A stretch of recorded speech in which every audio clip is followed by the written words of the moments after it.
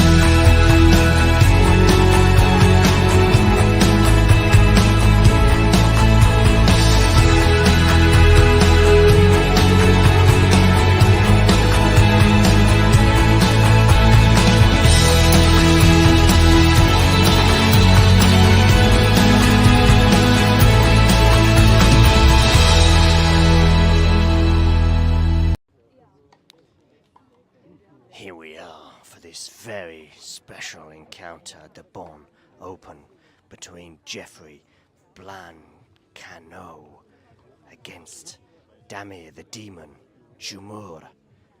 He's very much demonized thus far, showing a bit of frustration after losing the first set. Anyway, the Frenchman to serve 15-30. Bit of pressure on that Frenchman's shoulders, like a couple of baguettes weighing over him. Needs to take some time. No hurry, he says, at 15-30. He's up a set, 2-all here. What are you gonna do? You're gonna go there down the middle, and that is a shank. One that even Stefanos Tsitsipas would be proud of.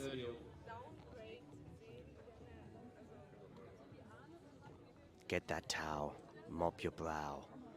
Return to the baseline where you'll know it's 30-all. Screeches from the other courts.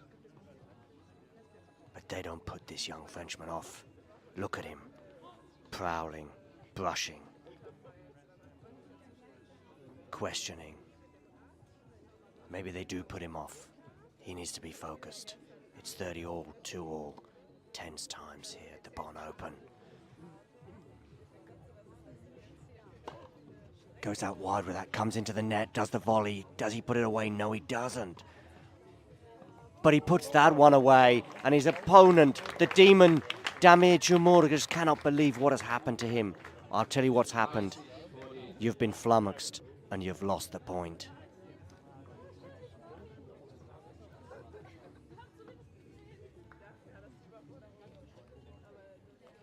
We would take another look at it if we had a replay, but we don't.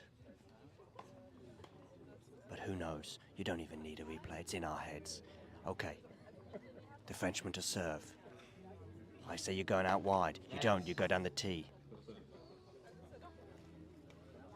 Clip the net, though. So he's going to get another shot at it. Is he going to take my advice and go out wide on this one? Did so successfully on that last time for a serve and volley, even though he'd messed up the volley. Goes down the tee again, does come into the net, does a little drop shot, and you know what? Jumer is like, I can't even be bothered to run that down. And he's going to clean that line. Look at this, he's cleaning the line because he's so annoyed with some funny bounces.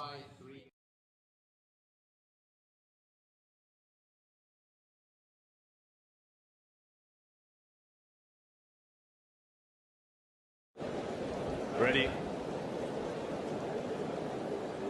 Play.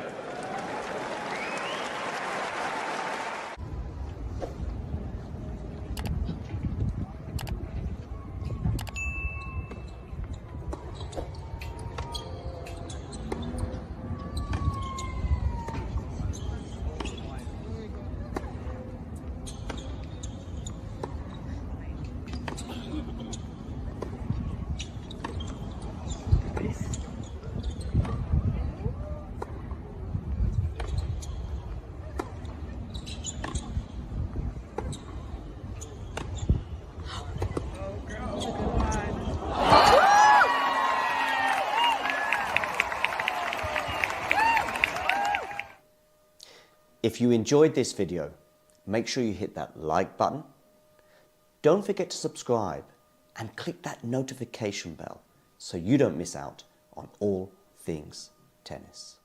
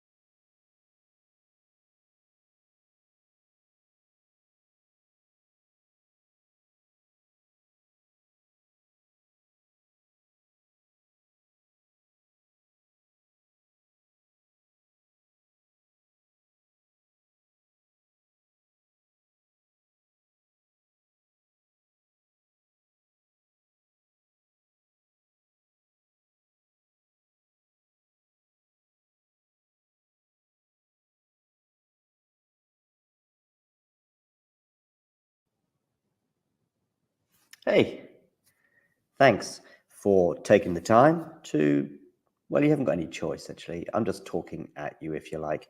But I'm here also to present to you why I think it's not a bad idea and not that expensive as well if you become a member. And this is how you can do it, and this is what you can gain.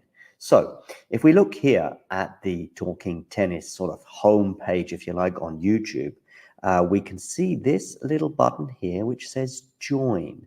It is also pinned in the live chat as well, and you can also, I think, see it just below most of our videos, certainly the live ones and so on.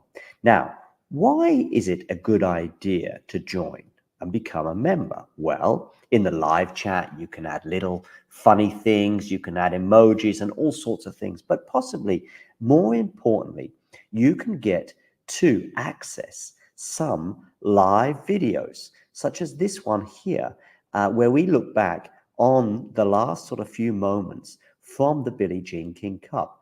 So there are little bonuses such as this one, but there are many, many more. And in fact, if we have a quick look at all of the members only stuff,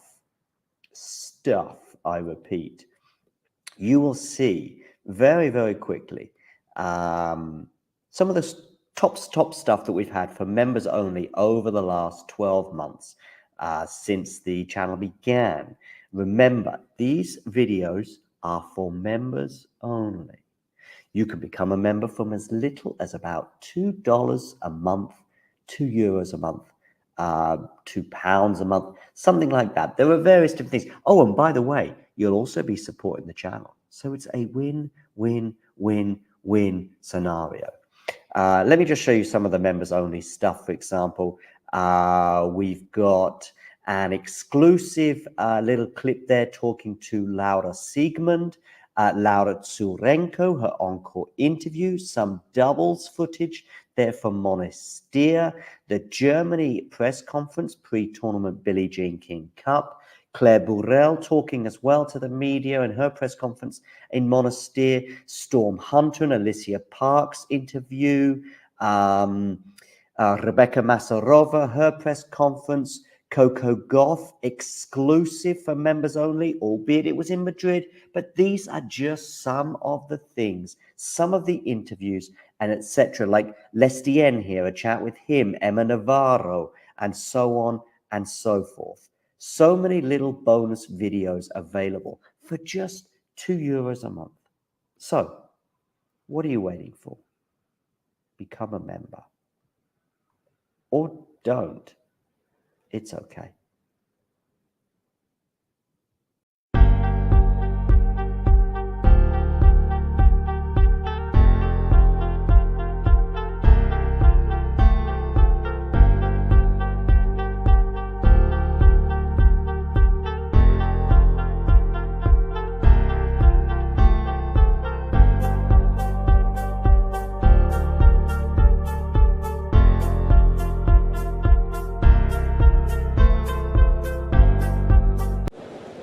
Ready? Play.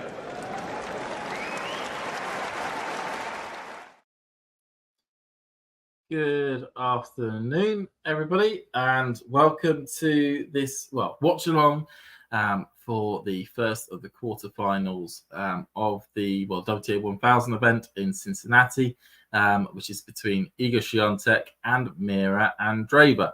I'm pleased to say I'm joined with Matt, but I can see, Matt, you've got your microphone currently turned off.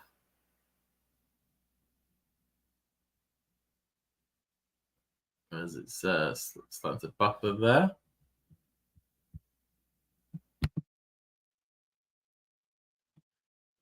Seem to have lost Matt for a tad there. Hopefully we'll be able to get him back.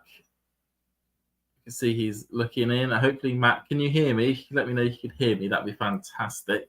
As we're sort of waiting for the start there. Again, like I said, I can see your microphone icon is off at this stage. Cool. Going off on that. We'll come back on in a bit. We are going to just quickly, we were planning on hopefully at some point soon, just quickly also discussing a major controversy which has happened overnight, our time, or my time, UK time, which were happening during the early parts of the evenings in the States. Hopefully now we've got Matt back. Yeah, I don't know what happened there. Sorry about that. A bit of a technical problem, but yeah, technical issues, gremlins in the system, all those acronyms that you get when these sort of issues take place. Like I said, before the match starts, and I know that both players have come out onto court, we're going to quickly just discuss the ball issue which happened on match point last night. So, Matt, have you had a chance to look at all of what has happened? Yeah, I feel like if you're on any form of tennis social media, it's kind of hard to avoid this at the moment. But yeah, it's a tricky one. I mean, I think just quickly before we get into it, just for anyone who hasn't seen it or is been living under a rock for the past 10 hours or so, the issue in question came on match point for Jack Draper. So this is a match between the Brit of Jack Draper, the British number one, and versus the Canadian number one, Felix Auger-Aliassime. It was the third round match last night. I think it's the second to last match that took place on Grandstand Arena. Jack was serving 40-30 to see out the match and to get himself into the quarterfinals. And in the process, did a quite brilliant or usual Jack Draper serve out wide. Felix got the ball back with good purchase, and the ball came low to Jack's feet. But the issue came in terms of how Jack got it over the net. Of the lines umpire, and generally on the first viewing, when it comes to no slow-mo shots, just made it look like Jack was able to sort of pick it up from the balls of his from the bottom of his racket, and it just clipped the top of the net and skidded over. And as such, that's what the umpire saw and of course called game, set, and match Draper. However, on closer inspection, and Felix, from the eyesight that he saw the ball, what looked like the ball ended up hitting his racket, bouncing on the ground, and bouncing over the net. And of course, under those circumstances, the point would go to Felix because he was unable to, because Draper was able to control the ball and get it onto to the opponent's side of the net. So yeah, go on, Matt, carry on. Yeah, I mean, everything you said is kind of what happened. It's just I think these things happen. Like, people make mistakes. I think people are people. You can't get everything right every single time. I do think some of this conversation about this topic is relevant to the fact that this particular umpire has been involved in a few controversial moments as of late. But I do also think it's kind of brought up the issue again of video replays, which of course we will see at the US Open. And had there been a video replay there would have been, the issue would have been sorted there and then, and they would have, well, Felix would have got the point and it would have gone to juice. I mean, people are criticizing Draper, and I can understand that people think that he knew what happened, but he did offer to replay the point had there been a replay. But it's a tricky one. I don't know what your take on it is.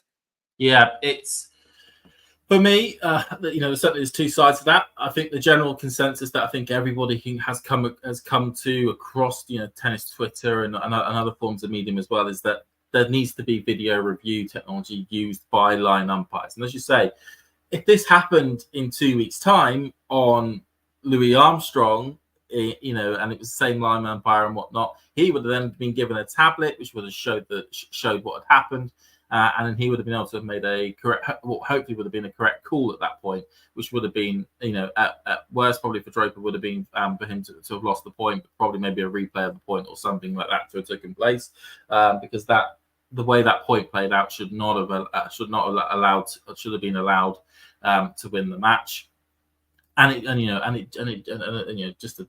it's just ridiculous in 2024 that we as fans can watch all these points play out, and slow-mos and all those camera shots and whatnot, and see what has taken place. Yet the line umpire is unable to use that data, or unable to use that evidence to help make an informed decision in what they're doing going forward. And it's something that, certainly I hope the ATP will look to change. They'll probably be, I suspect a lot of them will be holding out to see how it goes at the US Open and to see if it works before trying to then implement it. I mean, I know there'll be technicalities around the fact of, is it financially affordable to them for smaller tournaments at 250 level to have such technology? And then there'll be those sort of questions that need to take place. But certainly some sort of rollout, certainly a big event like a Masters event. I mean, these are the biggest events on the tour for the ATP, and they don't particularly want any controversy around fairness to almost cloud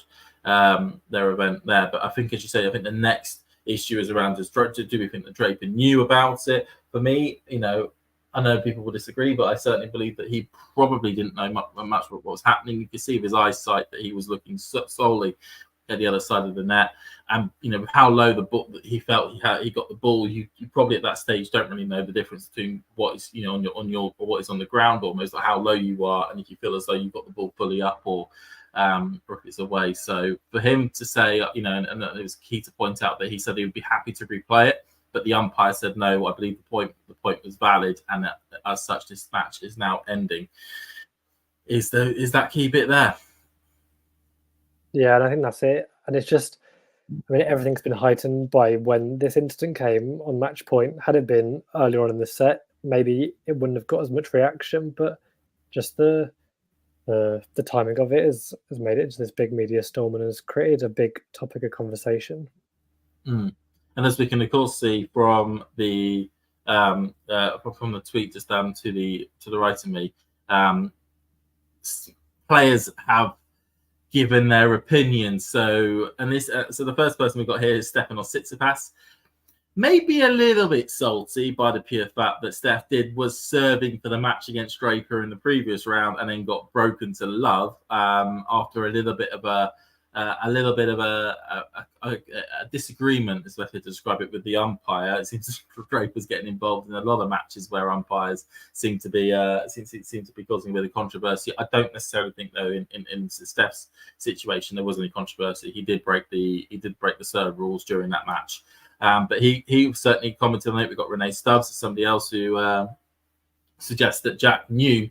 And he says it is a player you should absolutely know if the balls end up hitting the ground and bouncing over or not. And of course, other players like Shapovalov and Kyrgios have also come in certainly with their statements talking about more the line umpire than the player, but certainly giving their 2 pence worth into the fray. And it's turned out that Jack Draper, a player who, the British tennis fans may have known a little bit more about him, has somehow been sort of shoved onto the world stage for being in such a controversial manner. As John's saying in the chat while I was talking tennis account, it is, I do feel sorry for the umpire. He's making a lot of very stressful decisions in front of, certainly with the grandstand arena. That's a court that's certainly around about 6,000, 7,000 people.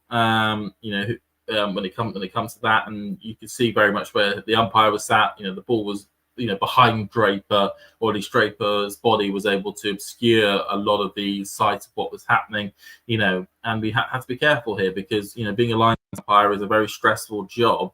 That it's we need to make sure that we're able to get a lot of people in to go and see. I know that a couple in the chat, some people like to have a go at umpires. But I feel as though we need to make sure that he made a decision. It was wrong, and humans do make mistakes. And unfortunately, in this situation, it was quite a big mistake that did affect. Well, I say it certainly affected that part of the match where it ended it. I mean, the main thing is that even if FAA won that point, even if FAA did win that point, it would have only gone to juice. And given the way that the match was going, you would still have favoured Draper to at least served it out. And to have seen out the match from that point there. Yeah, absolutely. I mean, it's one of those things. I think in the long term, it's not that big of a deal, but it just feels like everything right now because of, well, it's the recency of it, and like I said, the umpire involved. I think that has definitely raised the stakes of it. But yeah, he definitely doesn't perhaps deserve some of the criticism he's getting just personally, because obviously social media can be quite a brutal place. It can certainly be a brutal place, and it's a shame. It's a shame really that the match had to end like that, because it was actually a really good match. I felt. I mean, I rewatched it back this morning. Just because, rewatched it back this morning, and Draper played unbelievably well, certainly in those second and third sets.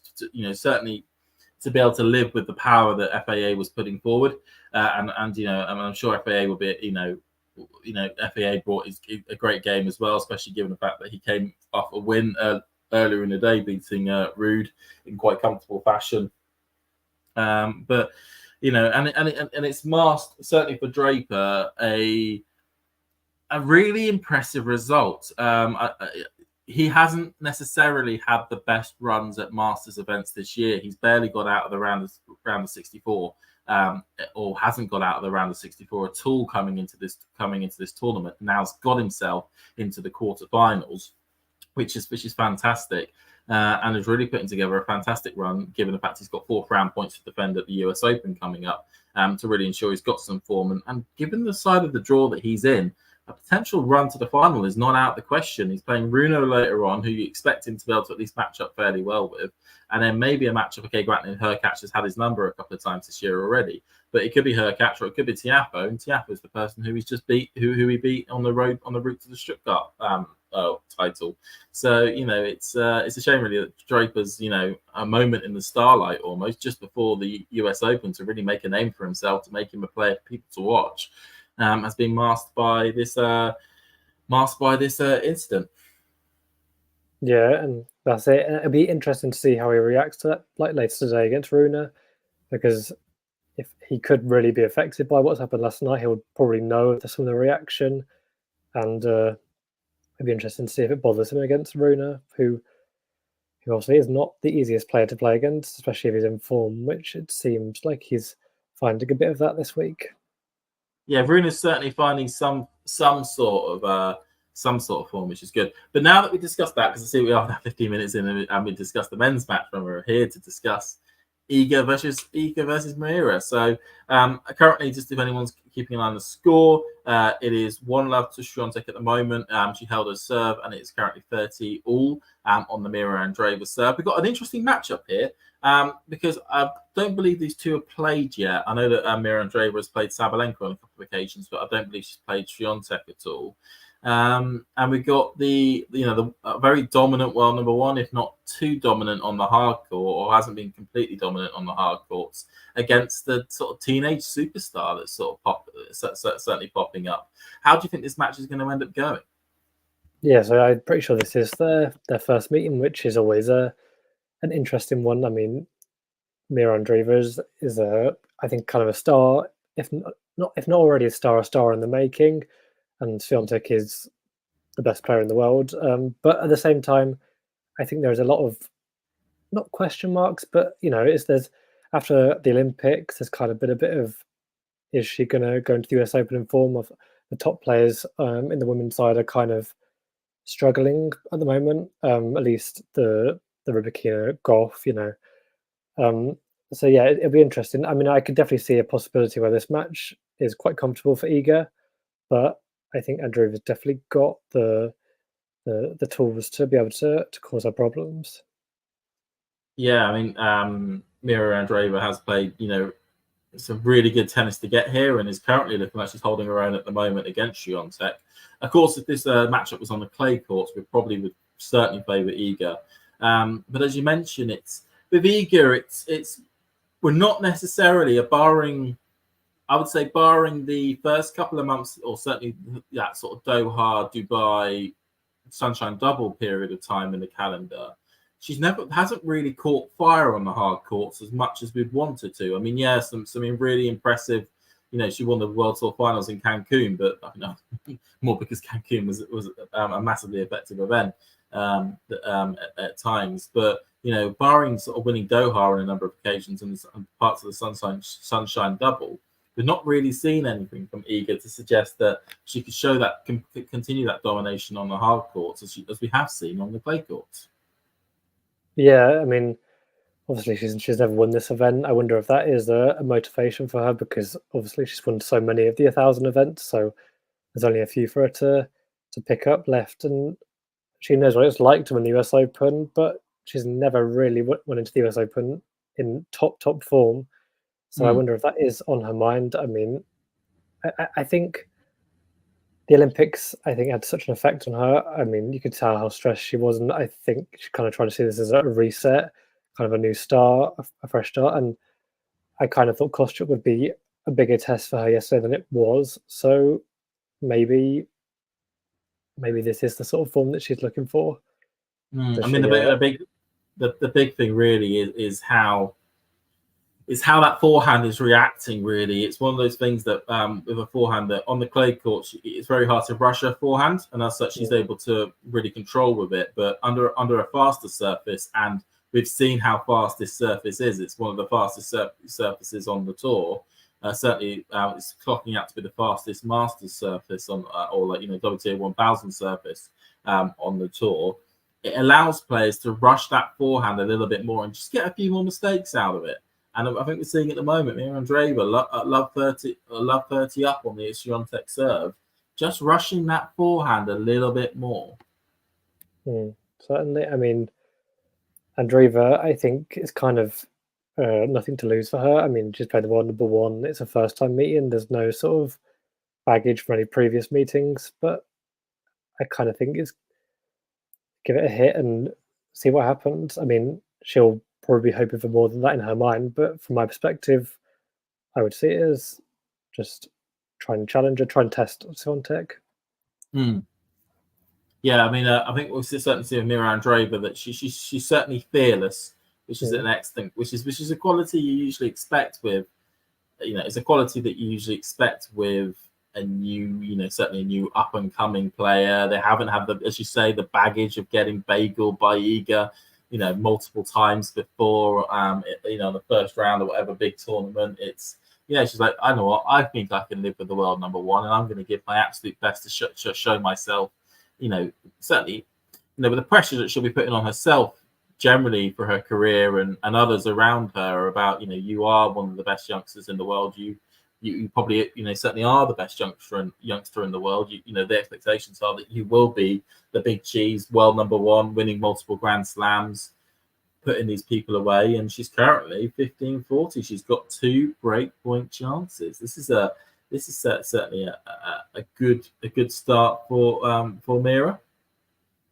Yeah, definitely. And I can't remember if Swiatek had a break point, but she took her to juice on the last game and wasn't able to get that break. So it'll be interesting to see if Andreeva can turn it back around on her. Yeah.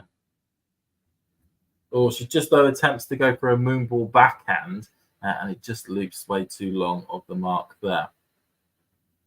But no, what you say is interesting actually about the Kozniak match. That was a lot more straightforward than what we'd expected. What do you think? Were you able to watch much of it? Did you understand the reasons why that potentially was the case? To be honest, I haven't watched hardly any of that match, but I think I think people who are quite gritty players and are really going to keep fighting to the last ball are the sort of players that Swiatek is more likely to struggle against. Obviously, hard hitters as well, but I think sometimes it's very demotivating playing Swiatek when everything's going her way. And I think Kostrup is someone who does fight to the end, but clearly it was just not meant to be. Well, at the moment, Mirra Andreeva has just took in the first break. What I was saying about rushing that forehand took fruition. Second serve, Mirra, brilliant backhand up the line. Swiatek unable to get a full proper connection with a forehand racket and just sells it long on the baseline. Mirra Andreeva is up 2-1, which is she gets the first break of the match.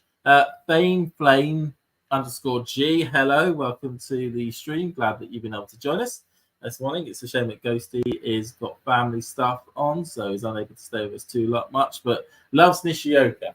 And I'm guessing the reason why you love Nishioka was because of the way he completely obliterated his racket during the Hurkacz match yesterday. That was a pretty neat way of ending it.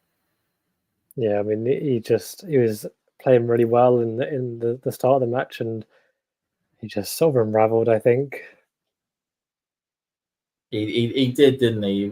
He looked. I'm guessing as well when Hurkacz took that injury time out, it all looked like to the world that there was this issue that Hurkacz that picked up at Wimbledon. Although he's acting as though it's not an issue for him at the moment, it actually may be still a bit of an issue for him, and it may have affected his game. But no, he stuck at it, won the tiebreaker, and then just completely collapsed in that. In that third set. Was it 6-1? He lost it by. It was a real shame, really, because Nishioka has had. Certainly, when he won in the Atlanta title, the last Atlanta event that's taking place in the main tour, winning that title kind of gave a little bit more confidence to the lad that maybe he's about to get back to his great form that we saw certainly in 2022. But no, he's certainly out the second round there. I don't know. I don't believe he's in Winston-Salem. I'll need to double check on that one before I start making comments about if he is or isn't in that tournament. But he certainly will be all eyes on the US Open going forward.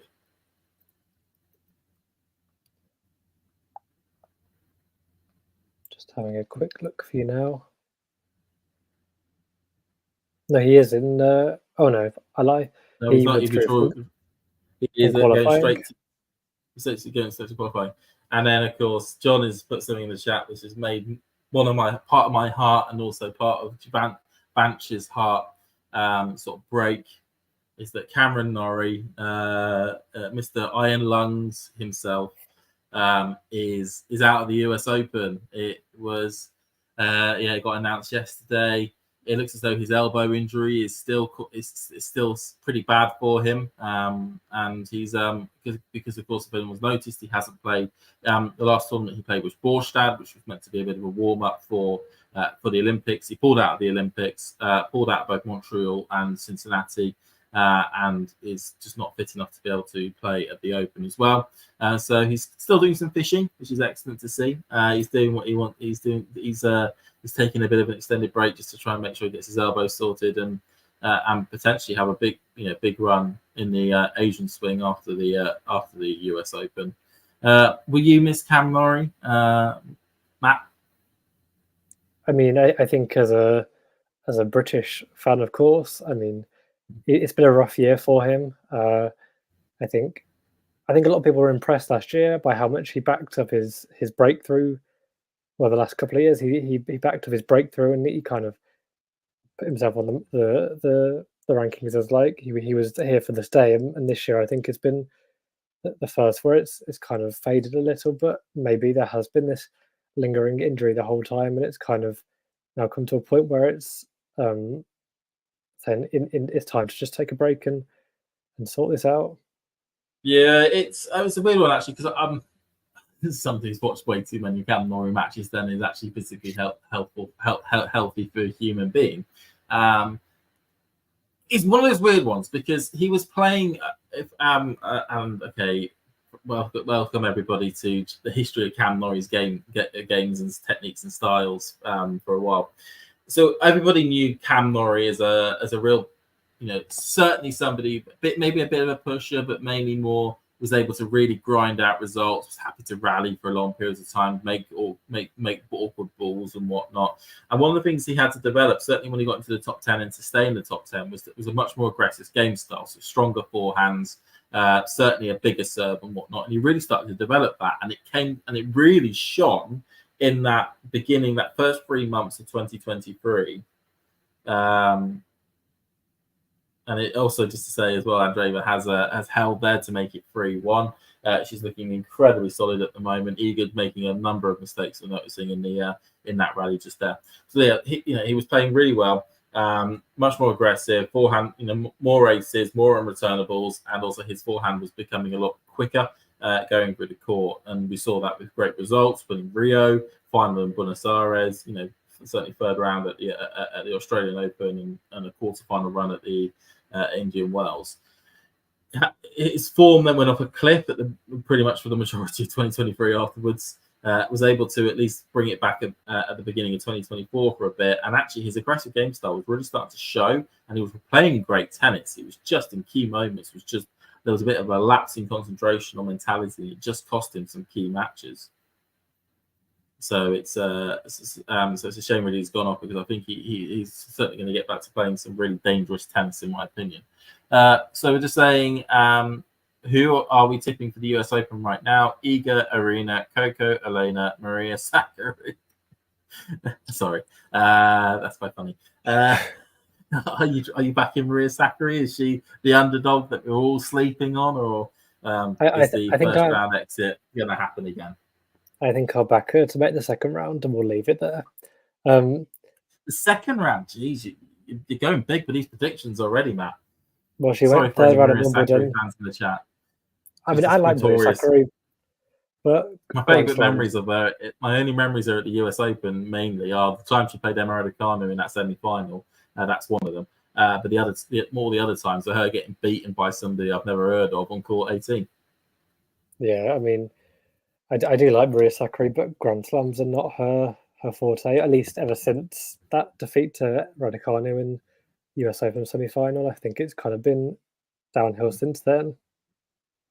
It has, yeah. Well, down is a weird one with Sakkari, isn't it? She's one of these people that seems to lose a lot, yet there's a couple of big tournaments each year. She's able to really have a deep run in, and it just gives her enough points to sort of stay in that top 10 sort of point I guess I mean at least at the major tournaments, but Indian Wells always seems to be a good one for her.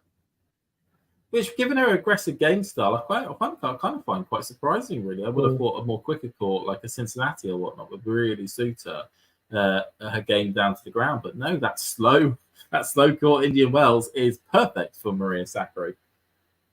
Yeah, I mean, in terms of who we're backing, it's tricky at the moment to pick one person, because there's no one that's really standing out this year. I suppose really the one person I don't necessarily think I would expect her to win the title, but the person who's probably in the most form at the moment is Jessica Pegula, I would say. You're going JPEG. I mean, again, I don't think she's going to win the title, but I just think in terms of form would be Pegula. Pegula. So, I mean, the big thing with Pegula is that she's going to have to get over her quarterfinal voodoo. Her and Rublev sit in this purgatory state of as soon as they get to that quarterfinal, something stops them. Yeah, and I suppose it's kind of how she handles the US crowd. Does she use it to her advantage and to get her past that hurdle, or does she feel the pressure of it and almost holds her back? So you're going for JPEG. Yeah, I mean, she's still in the tournament here, by the way. I sound so stupid to say, and I know I'm going to get slandered in the chat for saying that. Is she still in the tournament here? Yes, I think she was a set down against Mukova, but fought back and then beat Townsend later in the day yesterday. But she's got Yes, Fernando. she is. Yes, it's because of all the Jack Draper controversies. My brain's gone really mush on actually who's still in the tournament or not. Yeah, it's just Draper. But no, it's I think that, and also me doing the Fernandez Rybakina match, and the absolute travesty of that performance was from Rybakina. It just it's blindsided me really, and I'm guessing as well with this tournament, I'm more just looking forward to, or at least wanting to see. Personally, I would like to see Swiatek against Sabalenka as a matchup, just to see what would happen if those two played each other on a hard court. Well, I suppose in that case, I believe that would have to be the final, because I think that Goff is slipping to 3 in the world after this tournament, I believe.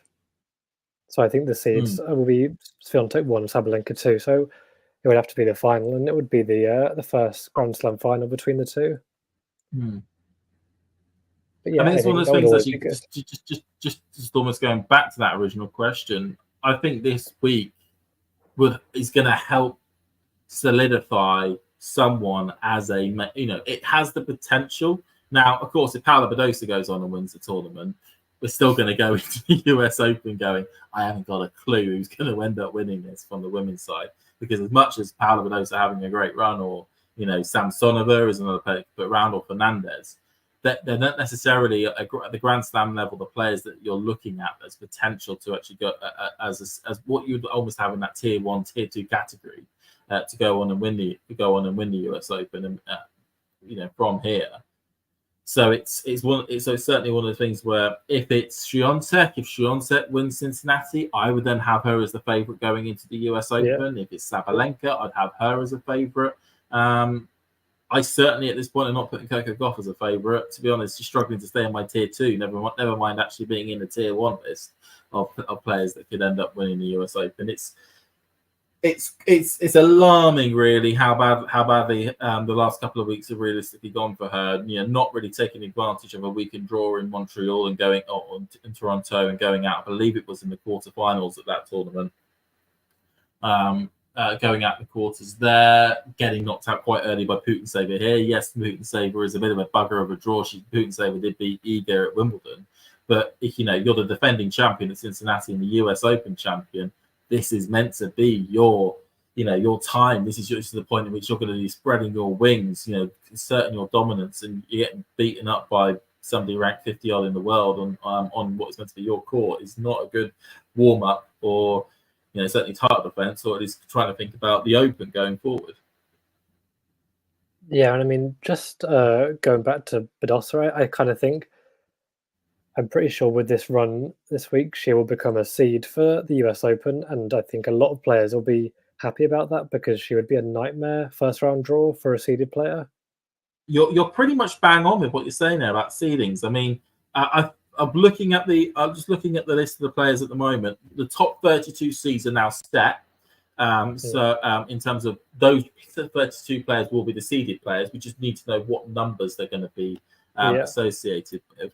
So as you say, somebody like Swiatek at the moment is trying to hold is certainly she's miles ahead. She's going to be the top seed. She's got over 10,000 points on the year. But Sabalenka has got them to second. She will be the second seed, regardless, no matter what. But there's potential for Pegula to be the fifth seed. But realistically, in that 5 through to 8 category, it doesn't actually really matter. As you know, you're in that sort of period there, as it's currently 30 all at the moment.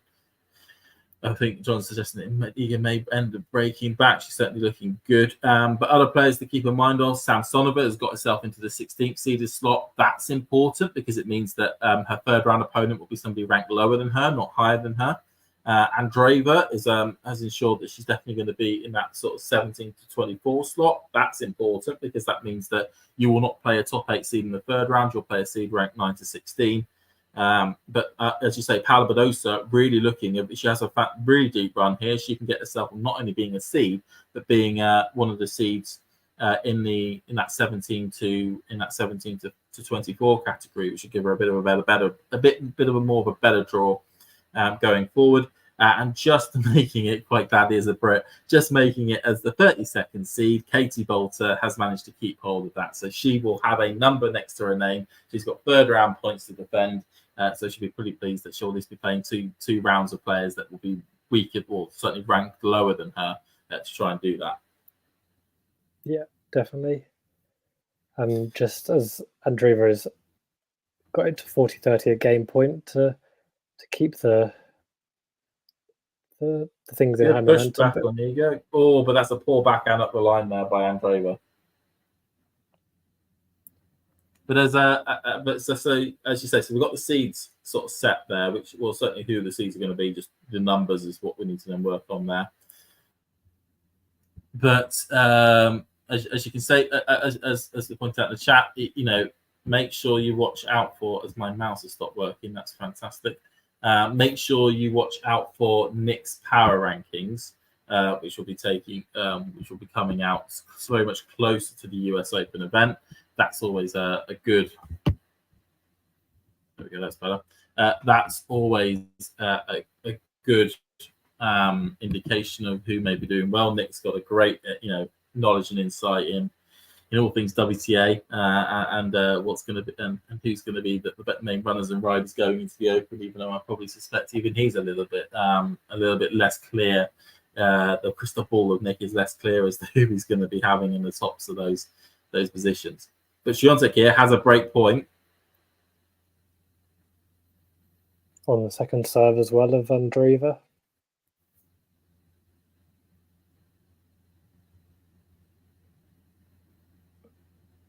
Oh, but Swiatek hits that ball long. Yeah, that's pretty much gives that back really over.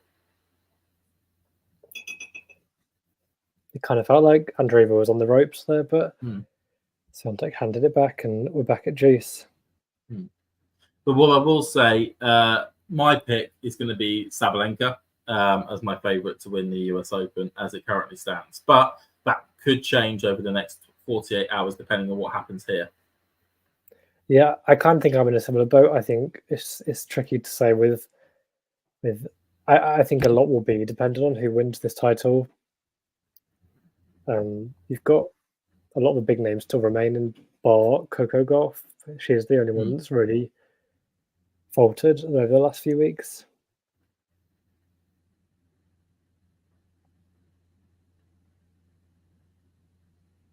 Forehand cross court by Iga. Beautiful forehand by Andreeva. Completely sells Iga a dummy on that one there, and outside it was a bit of an outside in forehand up the line there. That was pretty well put together.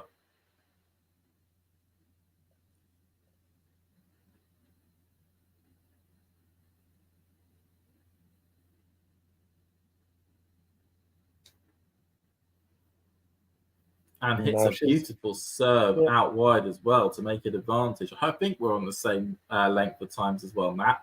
It's always good. I think he would show a big sense of character here if Andreeva was to to hold on. Obviously, Swiatek breathing down her neck on to try and get that break back. Oh, that is lucky as anything for Mirra there. Goes for the drop shot. It clips the net as it goes along, just dribbles over. And Swiatek unable to do anything but basically whack the ball into the net as an attempt to get it back in play. 4-2 to Mirra. Yeah, sometimes you just got to ride your luck, and that's what Andreeva did there on a big point to keep her 2-game lead. She certainly did ride her luck there. She's just holding on to, get this first set, and you never know what can happen. Exactly. Don't know why, but for some reason, I can see the ball just a little bit better than I have done in previous days on the centre court when it's been sunny. Yeah, the ball was pretty visible for me today, but yeah, it hasn't always been like that. Can you see it? Can you see it a bit better? Yeah. It's one of the most frustrating things when you can't see the ball. I mean, I know a lot of people online have complained about it. It has been that during the daytime on the centre court here, and have the same issue in Monte Carlo as well. Is that I think you cannot see the ball at all. It just gets lost in the court. You end up just watching two players doing arm movements and wondering if they're hitting the ball okay. Yeah, it's not a great spectator sport, just watching tennis. I mean, it's got to a stage where I've just purposely made sure I pick matches that I haven't been on this court during the day, so I can actually enjoy what I'm watching. Yeah, I suppose that becomes more tricky as the tournament goes on, when most of the matches are going to be put on here. But yeah, it's definitely a lot better today, which is a positive sign. Forehand up the line by Andreeva, cross court by Iga. Beautiful cross court by Iga there to make it 30-15. Just seeing that Iga is a little bit more comfortable. He's being a bit more comfortable in this at the moment. At this point in time. I wouldn't say she's playing her best level, but it's definitely not like horrendous. It's just, I think Andreeva's really staying strong on those big points on her own serve, and it's tricky for Swiatek to try and get that break back.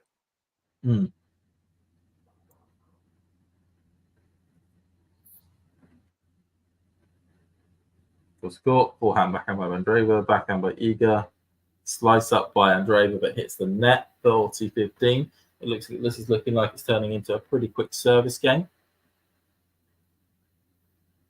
Yeah, and the pressure will be straight back on Andreeva, who probably will feel like she's really being chased down at the moment. Oh, she certainly will.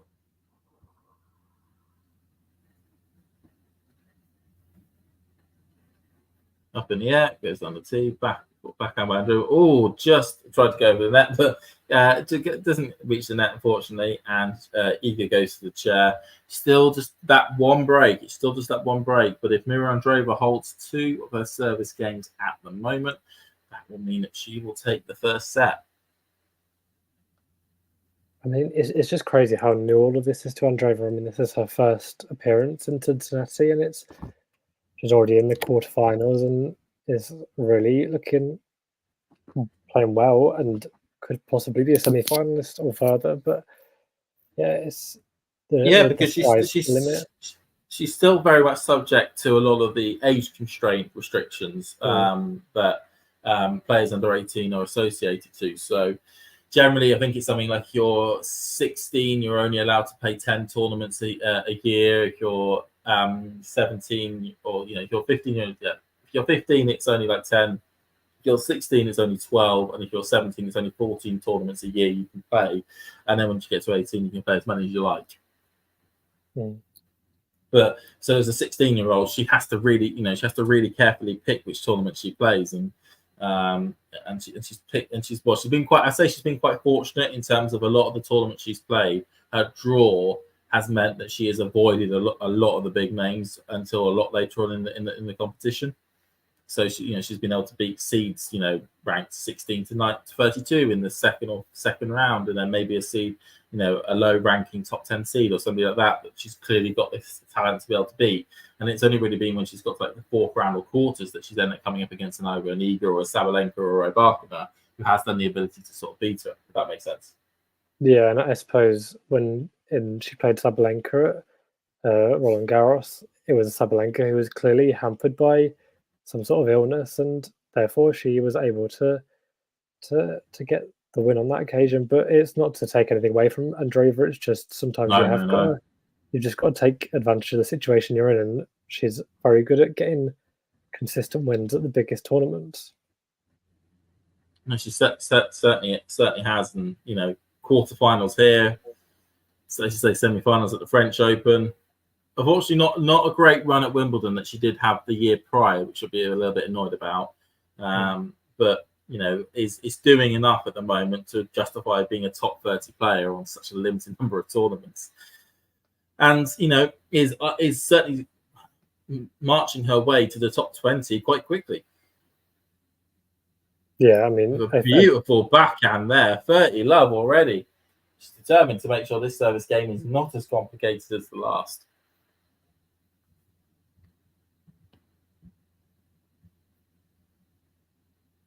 Yeah, a win today would actually take her into the top 20 for the first time at 19.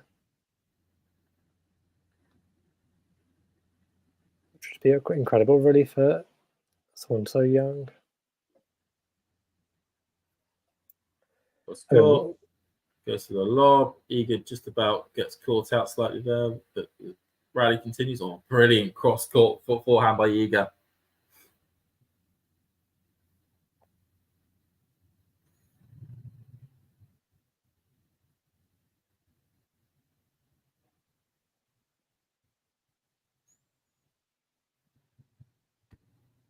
Oh, it's good to see we've got Conrad, a new member, as a joiner chat. That's fantastic. How do I watch it? The match we currently got. If you want to see the actual match tape, with your eyes, it's on UK. It's Sky Sports that they're showing it on both their main Sky Sports channel, but for tennis, but also this new Sky Sports Plus system that they've recently introduced, which is also available on Now TV. But anywhere else in the world, I don't necessarily know the rights there, so I think it would be Tennis Channel. I think it would definitely be on Tennis Channel that this would be on. Tennis TV is only for the men's ATP tournament. So have a look on Tennis Channel. If you've got the full package, you should be able to get. It should be on their main Tennis Channel 1 channel as it's the big main match at the moment on the centre court. And if you can't find it, just watch us instead. Yeah. I mean, if you're watching us and if you're going, I do want to see what's happening as well, you can put that, put your TV on, put the match on, put it on mute, and listen to us talk over it instead. It's a good show. Or if you're at work and you want to hear how things are going, currently watching us instead. Brilliant. That's good. It's good to hear. Good to hear, Conrad. Brilliant backhand by Mirra. Was that a Bruno? It wasn't. It was an out. I think it was the TV angle there. It was quite deceiving. Yeah, you always find that actually. Certainly when you're side on, when you're on the tram lines, especially when you're there at court live, it can be quite hard to tell distance between the tram lines and whatnot. You can tell it between the baseline quite easily because you can see if it goes along or not. But the tram lines, you actually get how the length that is between one point of the court and the other. Yeah, that makes any sense. It may sound like a rabbiting, but yeah. No, I get exactly what you mean because I always think I'd be such a terrible line judge because I'm getting them wrong constantly. Andreeva is holding off Swiatek again at game point advantage. She's doing her best at the moment. Oh, but that forehand is not her best. That forehand is actually pretty terrible. That was a bit more of a baseball type forehand. It almost looks like she had a bit of a smile to herself because of how rash that shot was. I mean, yeah, that's the frame. Oh, it just catches the bottom of the racket. That explains it. Yeah.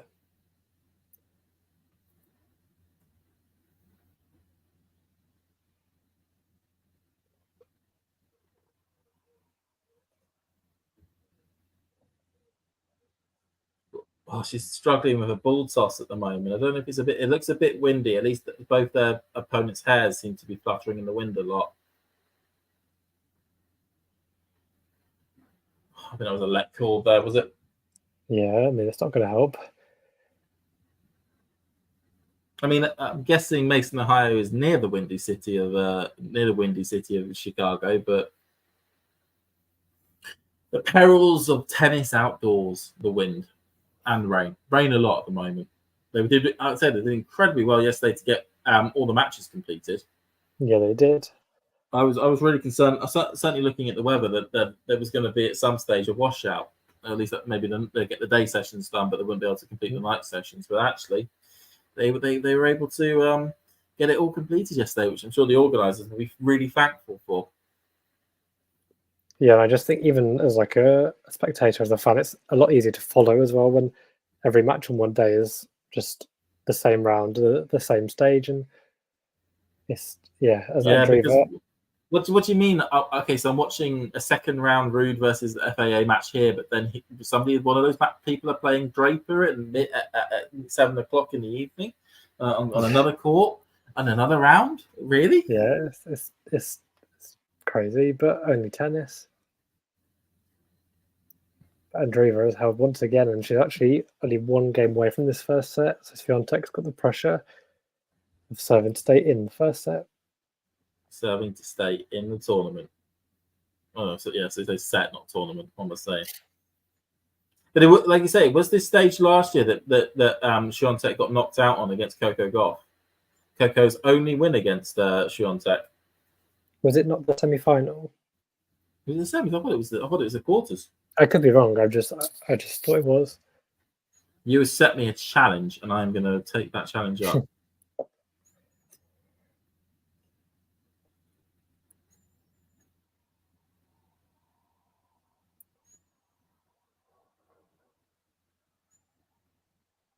Quarterfinal. I'm wrong. You're right. It was the semis. Yeah, I mean it's hard to remember, but I think it's because I've looked recently, so it was kind of in my recent memory. But yeah, that's Goff's only one win over Swiatek. To be honest, I don't think the form of Goff's in at the moment. It's going to come. The second one's going to come anytime soon, but you never know. The US crowd in New York might spur her on to more glory. I think you're being over generous there, but I get your enthusiasm. Yeah, I don't personally think that's going to happen. I think. I'm looking at it. If Coco makes seeding at the US Open, she's done incredibly well, and that seeding is going to be a semi-final run. Yeah, she just looks like the weight of the world on her at the moment, and I think the expectation, the pressure of all the ranking points putting off. Yeah, because it's a really new experience for Coco to feel. Really, is that doing those great runs last year feels fantastic. Getting your first 500 in Washington, getting your first 1,000 in Cincinnati, winning the US Open. But then, and also a deep run. She had a really good deep run in Montreal last year. But then she comes and has a look at, starts at this point here and goes, right, so I've got 4,000 points coming off my ranking, which could really affect my ability to where I go in a tournament. It's like, yeah, that's a lot of points that you've got to defend now. I mean, because of the consistency that she's shown throughout the year, she will still stay in the top 4, even if there is I say that if she doesn't defend all the points at the US Open, she will probably drop around about 7 or 8 or 6 or 7 in the world. So she'll stay in the top 8, but then she'll get into a situation like she had last year, where she's that sort of 5 to 8 seed category, and as such, she gets drawn against Swiatek loads of times in the quarterfinals, which was always the running joke from last year. Was that you could guarantee that Iga will play Coco in the quarters of the or whatever tournament. As Swiatek holds there to make it 5-4, Mirra and Draper will be coming out to serve for the first set after this break.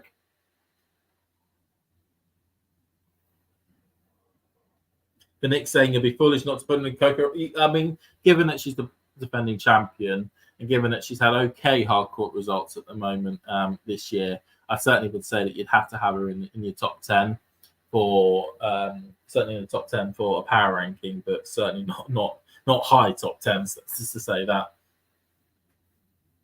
No. I think off form, no, but off sort of last year and just general, sort of like her peak as a player, yes, but the form going into the tournament, no. There's definitely players who are in a lot better form going into the tournament than her. I think there's actually a lot of dark horses this year, but maybe not to win the title, but just sort of to have deep runs and challenge. To be a disruptor. Yeah, I mean, I don't think you can look. I think Diana Schneider is probably one of those who could be a disruptor. Well, I agree with you on that one. She is a big disruptor at the moment. Who else would you say would be a big disruptor? Possibly Badosa, maybe. I mean, I don't think she'll win the title, but a disruptor definitely. Andreeva, I would describe as a disruptor. At the moment, I think Andreeva could be in the power rankings at one point, but at the moment, I would say a disruptor. Any players that you would have outside the top 32 that you'd have as a disruptor? I'm trying to think off the top of my head. There's so many people. I think it's Emma Raducanu could be a disruptor, but it's really tricky to go off anything because of the lack of match play. But when she has been playing this year, it's been good. There's been good results. There's been some recent top 10 wins. I mean, she's coming off the back of a second week run at Wimbledon. I mean, you can't beat Bagula in Eastbourne and has Mertens on a couple of occasions. Yeah, and I would certainly look at Raducanu as a disruptor for the title. Well, not for the title, but they say for the for having a run. I think if she came up against an Iga or a Sabalenka, she probably at that stage would be put away. But she could certainly beat a top a player ranked 5 to 8. Maybe a Bagula again or Chikova or someone like that. I just think someone like Coco Gauff would hate to draw someone like Emma Raducanu in the first round. That would be a nightmare first round for Coco, given how she's feeling at the moment. Yeah. And obviously, Coco will be the favourite, but Emma will get her support as well as a former champion. And Andreeva is currently faltering in 7 for the first set at love 30. Yeah, love 30 at the moment. Two errors really. Not the best start you want to be able to take the set.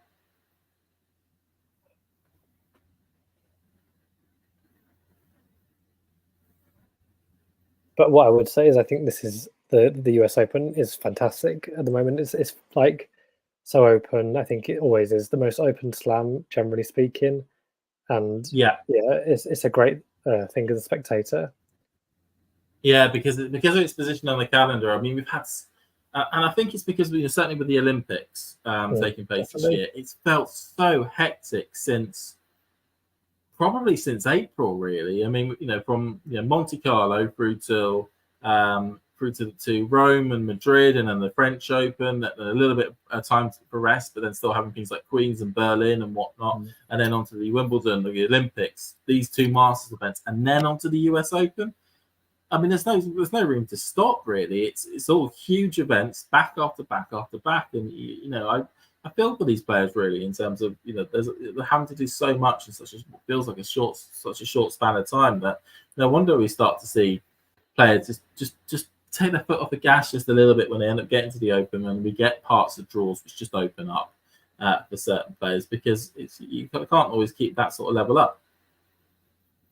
Yeah, and I'll get back to that, but just as Andreeva hits a double fault to give Swiatek a breakback point at 30-40.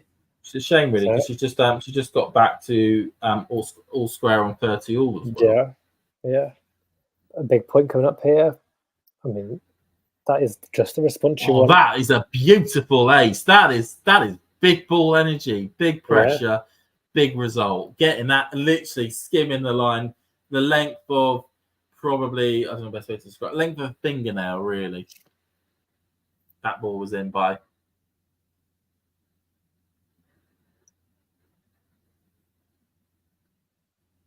Goes to go cross court, just doesn't get a good enough angle. Goes cross court again.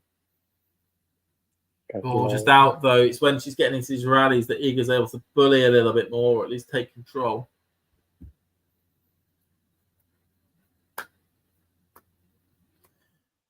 Oh, I should be annoyed about that one. I mean, maybe I think Andreeva's her best way to be able to at least, I think, do a little more damage at this stage of the match is probably to try and shorten the points as much as she can. Yeah.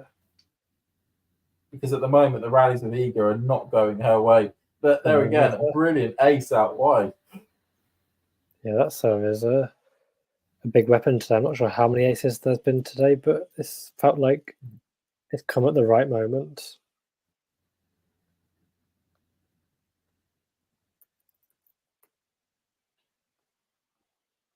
So the next one goes down the tee, backhand by Iga. Oh, but here we are into a rally stage here. Just about gets it back with some slice, cross court. Andreeva's been pushed from pillar to post here. Goes cross court. Oh, but Iga into the net. Oh, she's unhappy with that one. Throws her arms into the air. She was in control of that one and just binned her forehand into the net there. No real pressure on that ball at all. The first set point for Andreeva.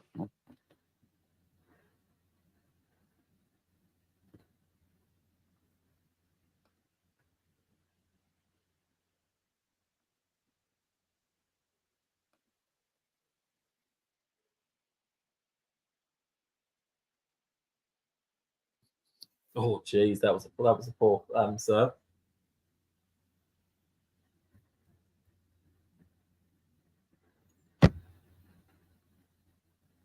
Nice into the box. Backhand by Iga. Forehand by thingy. Backhand by Iga.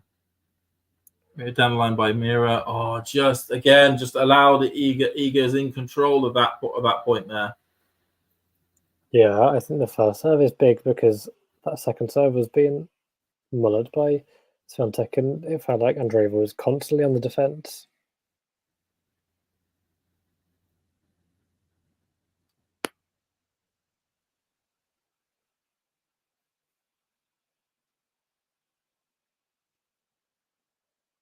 Cross court, but just not in.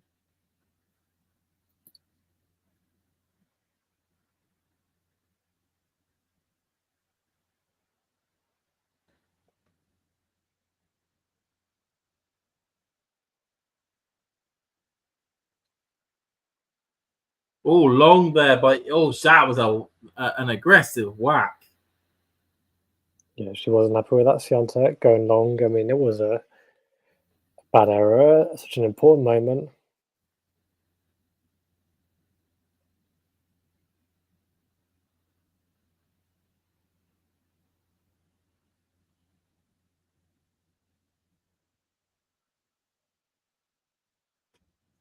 Right, okay, let's see if cross. Oh, and an excellent ace.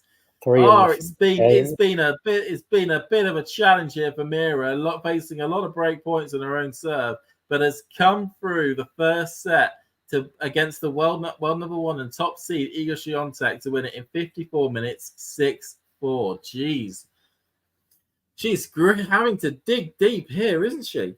Yeah, I do think even though Swiatek's not playing her top level, I think 90% of players would have succumb to that, the pressure being put on their own serve, and would probably have lost that set. But it just shows the character of Andreeva to keep sticking in it, really producing those big serves when she needs it the most. And now Swiatek's going off for I presume a bathroom break. Yeah, she's going to go. Given the length of that set and also just the outcome, she'll be wanting to rethink what to do in the next set. I mean, it's the weird one actually because there's not really much more that Iga could do. It was just a situation in this set where, she was a little bit sloppy in a second service game. Mirra got the break and just dug in deep at times to take that, to hold all the way. I think for her, it's just all about cutting out those unforced errors. Yeah, I mean, I'm not sure how many in total there's been. I would just have a quick look. I don't know if there's been a lot, but there's certainly those key points. They've been noticeable. I mean, there was a couple of breakpoint chances there where she binned it into the net or binned it long beyond the baseline. And it's, when you're in the control of the point, she'll know as the world number one, you can't be giving up that much ground to your opponent. Yeah, it's just felt like Andreeva's played the bigger points better, which is astounding, really, for a 17-year-old. She certainly believes that this could be her time, to get a win against the world number one. Yeah, and like we mentioned earlier, there's no baggage there. I mean, she's had some tricky matches against Sabalenka in the past, but this is a first-time meeting with Swiatek, and it's kind of nothing to lose. Yeah, I mean, she's coming out, swinging, trying to swing, hit, swing for the queen almost, and see what she can do. Yeah. I will be interested to see if it can be carried on in the second. This Swiatek's having first in the second set, so Andreeva could potentially be chasing the scoreline, which may add a bit of pressure, but it's also not to say that Swiatek holds her first service game either. Yeah.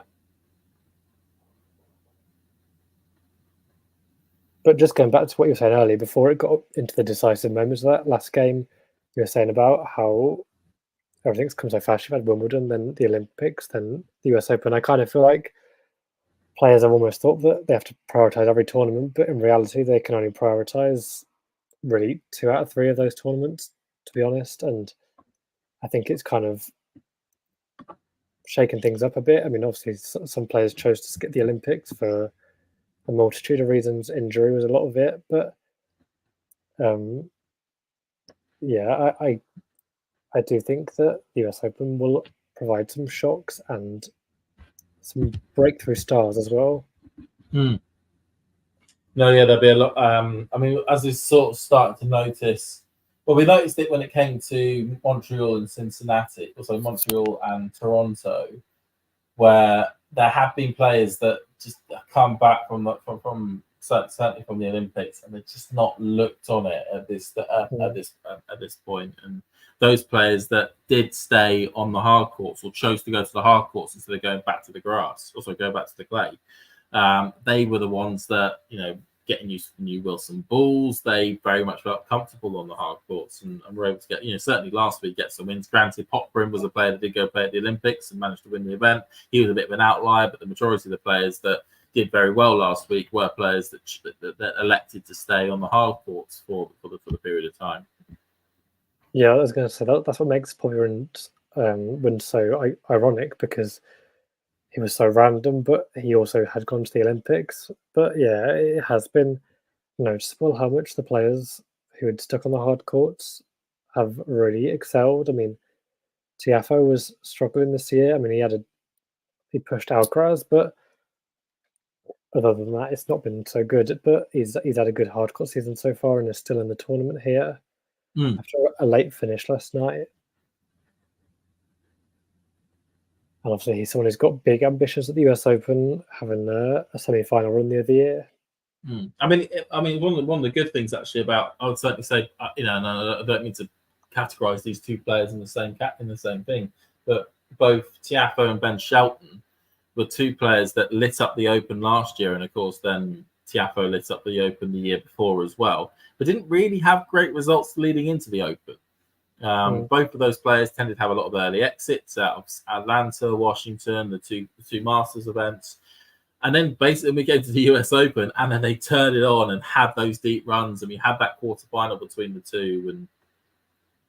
And it was really excellent, and it was excellent to see then. But the main thing is that we actually are starting to see that form now. Both players get into the quarterfinals of this tournament. Both players get into I think it was but certainly the quarterfinals. I think it was the semi-finals of Washington as well. Some slight runs when it came to the Canada tournaments, where we're starting. They're understanding that they can't always guarantee that they can just turn it on at the US Open. They are going to have to play their way into a bit of form, and both players are doing so in very good steads now. you look at their matchups coming into the quarterfinals, you would say that Ben Shelton's got a bit of a task on his hand against Zverev. But if Ben can make it tight, we've seen plenty of times in recently that Zverev can falter when things get too tight for him. And then also for Tiafoe, it's a tough task against Hurkacz. Hurkacz loving the hard courts and certainly loving a fast hard court. And his serve is so monstrous. It's actually, it feels like a cheat code more than anything else to have Hurkacz's serve. But you can certainly see him certainly giving it a match and seeing if he can get himself a win. Yeah, and it's interesting that those two have had such good runs at this tournament. Well, they both obviously chose to skip the Olympics, which is probably a big factor in it. But the actual top two ranked Americans, Paul and Fritz, have not had the best hardcourt season. And no, I mean, both fortunately for both those two players, they got certainly in Cincinnati, they got a bugger of a draw in the first round. Yeah, they did. Yeah. I mean, Caboli coming off the back of a Washington final is not somebody Tommy Paul wants to be playing, who's only really got one hardcourt match under his belt. And then Fritz playing Brandon Nakashima, Brandon who had a couple of good runs in Atlanta and Washington as well. Oh, good backhand up the line there by Mirra. We've got some other questions popping up in the chat. So we've got Super Dave. It's good to see the coach popping up. Does it seem like the speed of the centre court is favouring Andreeva? I know Carlos said that the speed of that court threw him off. I think so. I think it's helping in terms of, well, she's certainly getting a few more aces, which helps you out. But more in terms of she's able to rush Iga more with the speed of the court, which is the key factor that's certainly getting her a lot of points. Certainly on the forehand. Do you have anything to add? Do you think to that one, Matt? Yeah, I'm not sure if this is Swiatek's first match on the centre court this year. I'm not 100% sure. She was on yesterday. So it's obviously she's had some experience with it, but yeah, it's definitely Andreeva is using to her advantage, especially on the serve, like you say, and maybe Swiatek isn't as comfortable with it, but yeah, it's not like it's completely new. First Swiatek this tournament. So we've got and also greetings to you as well, Dave. Nick BC saying court speed shouldn't affect much, as both prefer slower / clay courts. It's interesting that Nick's put that in there. Terry saying ATX Mirra said she loved these fast courts. That's interesting to say. And then Dave saying I like Ben's chances and since he's some good wins. And I would think that faster courts are better for Andreeva. Olympic hangover does seem real for a lot of players. It certainly does, Dave. I agree with you on that one. And I think actually this is the first tournament we're seeing that hangover sort of dissipate a bit. Because we now have a few more players that did play in the Olympics that are actually playing quite well. You would say, well, yes, playing quite well. I mean, you've got Zverev getting to the quarters. I mean, you did have a good run last week as well. But Zverev, you've got no, they didn't play. Draper, he played at the Olympics. He's now starting to play really well. Hurkacz played at the. Did Hurkacz play at the? No, he withdrew. He withdrew. Don't say something stupid, James. And then Runa played at the Olympics. But still, though, you look at the players that are actually at this stage of the competition: Sinner, Rublev, Shelton, Tiafoe, Hurkacz, and that the majority of the quarterfinalists on the men's side, and probably not so much on the women's side. There's a few more people that definitely played the Olympics on that side. Still got a bit of a hangover over the tour when it comes to who chose to play the Olympics and who chose to play the warm-up tournaments, but it's not as prevalent, it feels like, as it was in the previous week. Yeah, definitely. And obviously some of those players who played in the Olympics just chose to skip Canada as a whole, but like Swiatek. But yeah, it's definitely interesting on both the men and women's side. Obviously, Djokovic hasn't played either of them, but it kind of feels like he doesn't need to at this stage of his career. No, I mean that's that. He is gonna be the big enigma this year. We're not going to get a warm-up tournament for him because we knew from last year when he won Cincinnati, everyone then went into the US Open going, it's his to lose. Like, that warm-up tournament really showed who was the top dog going into that hardcourt tournament. But is it okay? Because probably his best performance of the entire year was in the Olympic run, but we're now moving back to best of 5. Is he going to be affected by that again? Yeah, is he going to be able to reproduce the same level, or are we going to get a subpar performance against a top 5 player again as soon as he reaches them? Yeah, I'm kind of split on Djokovic as Swiatek gets the first hold of the second set, despite going to juice. I'm kind of split on Djokovic because part of me thinks that the Olympics was like his best result of the year, like his best performances of the year. So he could just sort of work on from that and carry on. He's had the time to sort of enjoy it. But also I'm kind of thinking he wanted the Olympics so much. He wanted that gold so much. It was like the one thing that he'd never had before. And has it taken so much emotional and mental energy out of him that he might not have much left this year? He might think the US Open, maybe the US Open will be just that one step too far, and the Olympics is kind of his pinnacle of the season. I'm intrigued. Obviously, the 5-set thing is also a big factor as well, because Alcaraz in 5 sets is a really tricky proposition. It certainly is. I mean, okay, maybe on a hard court, I think his biggest concern on a hard court would be Sinner, given the form of Sinner recently on a hard court. So it's, but yeah, certainly how will Alcaraz act on a hard court? We know he's has won the US Open before in 2022. But yeah, it's one of those things with Djokovic. I mean, personally, I think he would still. I think he'll have some motivation to want to get to 25, and then he can just be undisputed, both men and women, the one who has won all the most Grand Slams of any player at all. Because people will still say, "Oh, you're tied though with Margaret Court." It's always the line that gets used against him, and it's a line that I think he does just want to get rid of. But where will he end up doing it really? Because if he puts in performances like he did at Wimbledon, he certainly won't be doing it there. Clay tends to be his hardest surface to try and get that title on, and he got quite badly dethroned in Australia at the beginning of the year, so he probably could be looking at the Open as maybe one of his last chances to get that, to get that title, if that makes sense.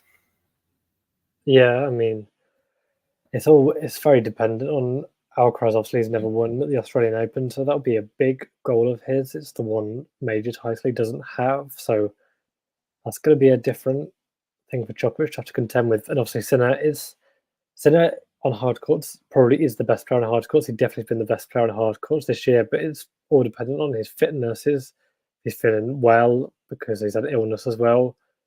But yeah, I think you're right in that Sinner is probably the biggest threat on the hard courts at the US Open. I mean, it's going to be a big test today. I mean, it's bizarre because we're in the quarterfinal, but Sinner's only actually played one match in this tournament. Which I was like, oh, shoot, he has, hasn't he, as well? Like it feels as though we've had rounds upon rounds for a lot of these players. It's like, oh yes, Sinner's only played one match. So how he'll do against Rublev going to be the big test. Rublev did beat him last week. But the advantage Sinner has is that he won't be having to play 2 matches in one day. Yeah, and it was his birthday yesterday, I believe, so he had a nice day off for his birthday.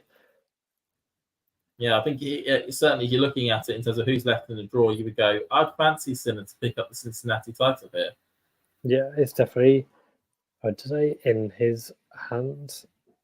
And Swiatek has a break point for an early break in the second. But once again, it's the big serve of Andreeva. It wasn't an ace this time, but it wasn't returned from Swiatek. It's getting her out of trouble a lot, isn't it? Yeah, I mean, break point down. I'm just going to make sure I hit this brilliant serve. Conrad, you're asking a question. Do you guys think Swiatek will come back into this in the free and make it a free setter? I think it's entirely possible. And actually, I probably would. That just about. Who won that point? Swiatek went out, I think, off the net cord. Yeah, I was just a little bit too far back from my screen to see what happened to that ball. My apologies on that one. The way Swiatek's playing, reality is she should have realistically won that first set, to be honest. It's making more pressure on her opponent's serve. She's just a few silly mistakes here or there cost her the ability to be able to win that set. And now facing a second serve on the Mirra Andreeva serve, goes cross court, backhand by Mirra, backhand by Iga. Mirra making sure she stays aggressive and eager with her backhand into the net, and she is livid. Yeah, I mean, I know Andreeva's still a setup, but I do think I'd be more surprised if Swiatek didn't win this match still at this point. I just can't see her not eventually taking a break point, but Andreeva is staying so strong on these points, and Swiatek is. I think a big thing as well is that it just doesn't look like Andreeva's that game in which Iga faulted or looked a bit dodgy on. That's the only time in which I've seen Andreeva actually be a threat on an Iga serve. Yeah, and that's not a good place to be. And you at least still want to be a threat on your opponent's serve as she hits a slice ball into the net.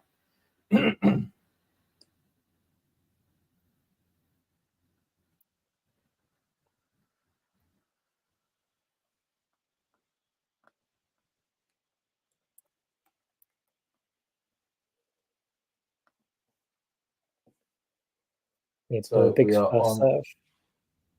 To up the line, backhand by. Oh, this is getting tight, and that's out. Yeah, so that then means that Swiatek finally gets the break. She gets the break she's been looking for. 2-love up in the second. Is this felt like a long time coming. Yeah, I think. Sorry about that, Aaron. No, it's okay. It's my bad. It's felt like a long time coming. And Swiatek is usually such a good front runner, but we did see the other day, I think it was against Gracheva, how the second set she fumbled a big lead. So it'll be interesting to see if she can. Like you said, it's been pretty comfortable service holds, other than that one break. Well, you're just saying that, and it was just, and then Mirra Andreeva just hits a fantastic forehand down the line winner. Yeah, it's the commentator curse. It is the commentator curse. Just to check to see what people are saying, it may be up to which of them deal with the community better. I think Swiatek will be better in these conditions as she can win the second set. I take Iga to win the third. I'd have to agree, actually. I'd say if Iga does win this set, I would favour her in that third set. As Mirra Andreeva, that's a brilliant forehand to make it 30-love.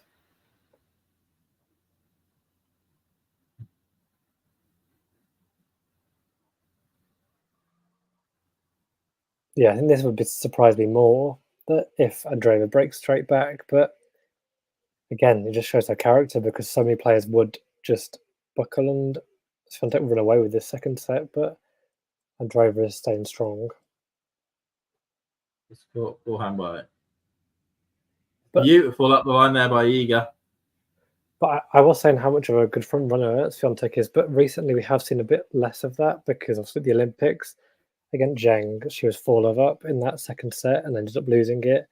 Against Gracheva, I forget how much she was up, but she was definitely up quite comfortably and ended up losing it and forcing a third. So maybe the front running, maybe there's a bit of, baggage from recent matches. Iga swats that away just to take it to 30-all, which is locked in a little bit more here. But she may also run away with an Bagel Andreeva in the second set. It's you never know. Yeah, I mean it's the Iga way. Exactly. I would be surprised against Andreeva. I think she's got too much fight. Yeah, I mean, Andreeva won't want to. Well, it depends. I think a lot of it depends on how. If there feels as though there's a real momentum roll, like a snowball effect of that momentum, if it ends up actually, completely knocking out Andreeva, or at least taking it with her. Yeah.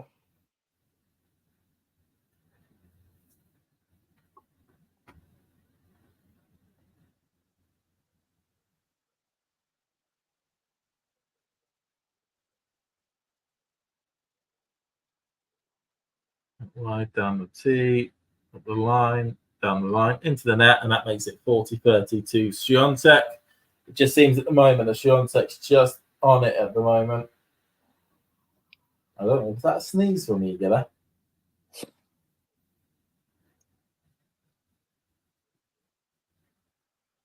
Now, I think the big test this set, well, actually, I'll wait until this point's over before saying my little theory, my little hypothesis.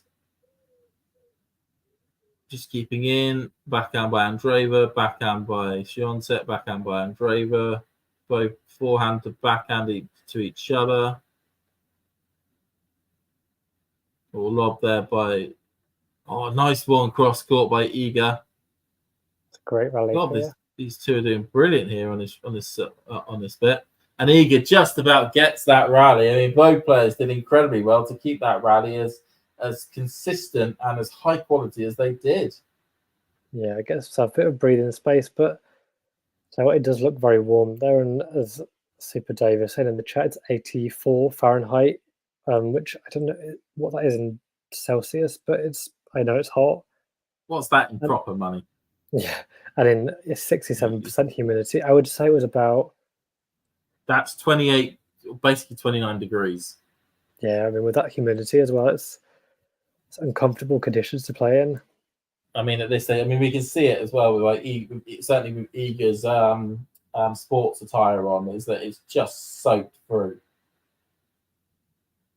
I mean, the water is just not evaporate. And people wonder why humidity plays such a key factor. Is that if you are in a high humidity area, your body's ability to the ability for the water so your body makes sweat, sticks and it stays in your skin. And the whole idea is that sweat's meant to perspire and sort of like dissipate off. When it's high humidity, there's so much water in the air, it doesn't end up actually perspire off you as quickly as it does in drier conditions. So actually, you end up it ends up making you feel a lot more wetter and a lot more hotter than it should be. And it'll feel a lot more stuffy and clingy and whatnot. Yeah, and that's interesting because it's kind of something that I saw in Draper's first round match. He seemed to be really struggling with the heat against Munar, and it's something he struggled with in the past. But he's really found his feet during this tournament. He's now into the quarterfinals, so it's just about adapting and trying to get used to the heat. Yeah, I mean, it's all the well for Draper in that first round match. He looked as though he was, even though we won it, that we were about to see him get, put out the tournament. And all of a sudden, a day later, he's back on court beating Tsitsipas in 3 sets. And you're like, whoa, what's happened here? And actually, he was able to use a lot of these matches to get used to the heat. It's a brilliant backhand by Mirra there. Dave saying, yeah, it's the humidity which is the main killer. You can generally survive in quite hot or certainly be quite workable in quite hot temperatures if the humidity is fairly low. But even in temperatures that could be a lot lower, with much higher humidity, it can feel a lot worse. When they always say Miami is one of those tournaments as well that has a real high humidity rating to it. Yeah.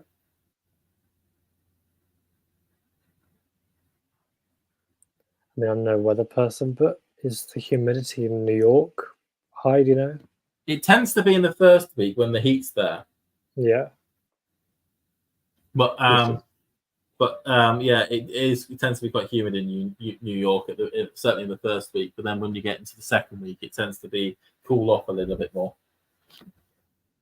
Yeah, which is interesting because I suppose the seeded players who don't cope so well in the heat may be more, I suppose, vulnerable to surprise losses and could create a bit of it's all about survival, really, just getting through that first week and to get yourself into the second week where it starts to get a little bit cold, certainly a little bit more dealable with temperature wise. Yeah, definitely. Well, Mirra here with a love service hold there to make it 3-1 and just keep it to 1 service break. Yeah, lovely backhand. It's a great reaction, obviously after the disappointment of the start to the second set, but she's keeping it up. Sorry to hear, Dave, that you've got to go out into your next lesson in 15 minutes when it's now 92%, 92 Fahrenheit. Again, I'm going to have to find out what that is in actual proper money. That's a joke, by the way. 33, bloody hell. Yeah, with 59% humidity, that's rough. Oh Jesus! You'll be coming in looking like a towel, almost like a washing towel. Yeah, I rate the dedication.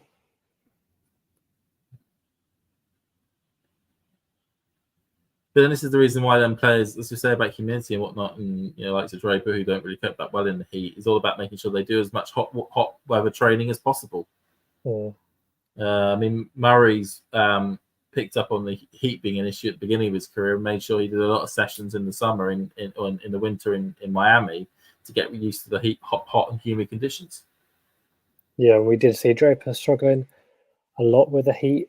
I mean, it's still early in his career, but a few years ago, and he does seem to be getting slightly better. There's still some issues. I think he struggled with it in, I forget which tournament it was when he wasn't very well, but there's a couple you could probably mention. Yeah, and so it's definitely. I mean, his first ever main tour match was in the Miami Masters. Yeah, and he survived a set before having to get stretchered off with heat exhaustion.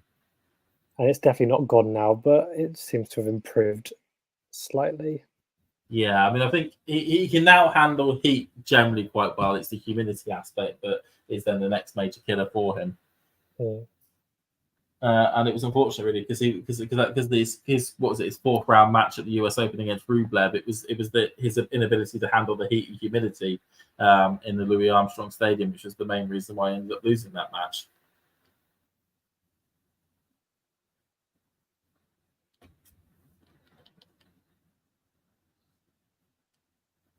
That's the reason why he tends to work really nice on indoor hard courts where it's cold, or at least if it's hot, it's not humid. Yeah, because it's bizarre actually. Because although you think of an indoor arena that it's going to be you get told they're cold, but I've been to a lot of indoor tennis events. They are blooming boiling inside. Like, it's not humid, but it is really stuffy. Yeah, you're quite happy when like a few people around you disappear for a bit, because it gives you a little bit of an airflow, so you get a little bit cooler. Yeah. But when you got like 10,000 people crammed into an indoor arena, it gets warm. Yeah, it does. Like, I mean, the only place I've been to recently that has dealt with it really well in terms of ventilation was the Copper Box at the Olympic Park in London. Oh, nice. Was that for the Billie Jean King Cup?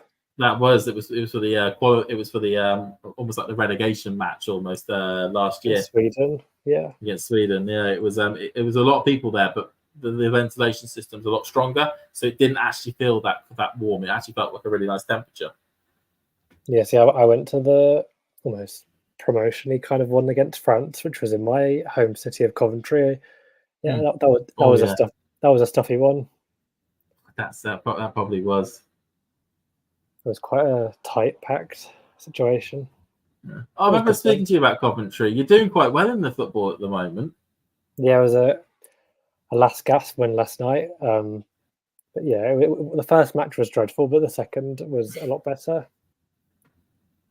Yeah, that's what we picked up. Yeah, it's a shame that Coventry performance. That you basically we lost in Coventry, but actually won in that indoor clay court event in northern France.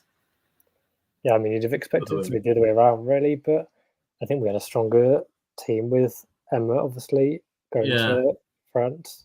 Yeah, but I've certainly noticed, because I've gone to a fair few indoor arenas around Europe in recent times. Marseille's one, which is at the Palais des Sports, that gets really warm. That does. It can get slightly unbearably warm with that one, but I think it's because it's an older building. Its aircon system isn't as good. But what other ones? Milan's one was okay at the Allianz Cloud. That was okay a couple of years ago.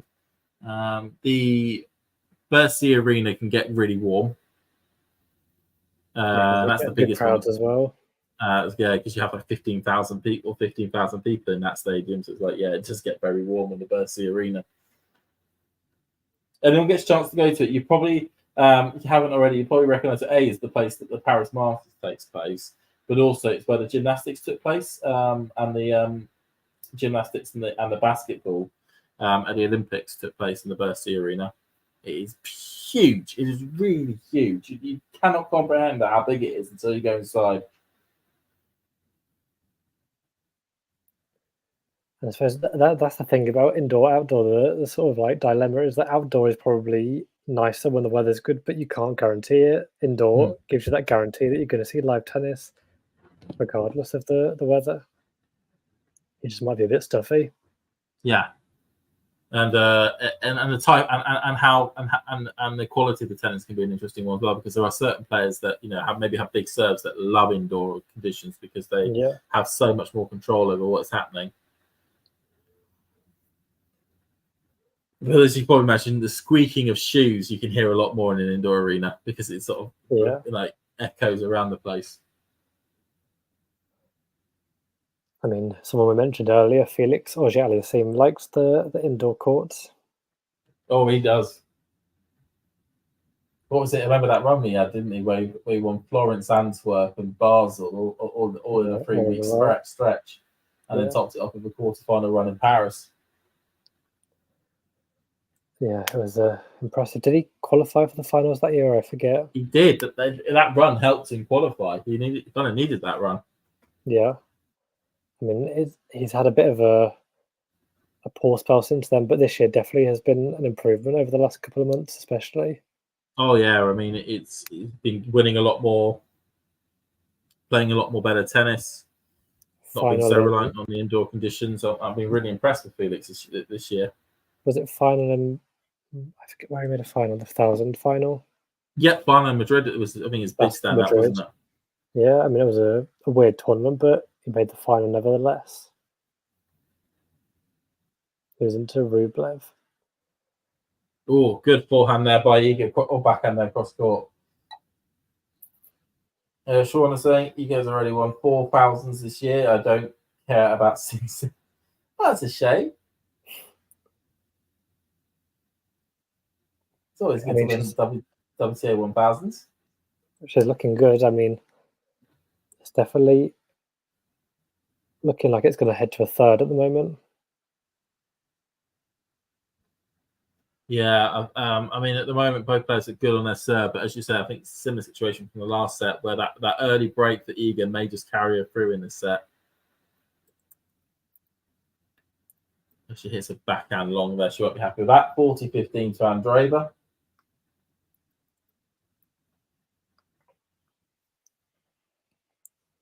I was next saying, I think does win when she's off a lot more than you realise. It's just the opponent still has to step up, and the vast majority don't, so she can't.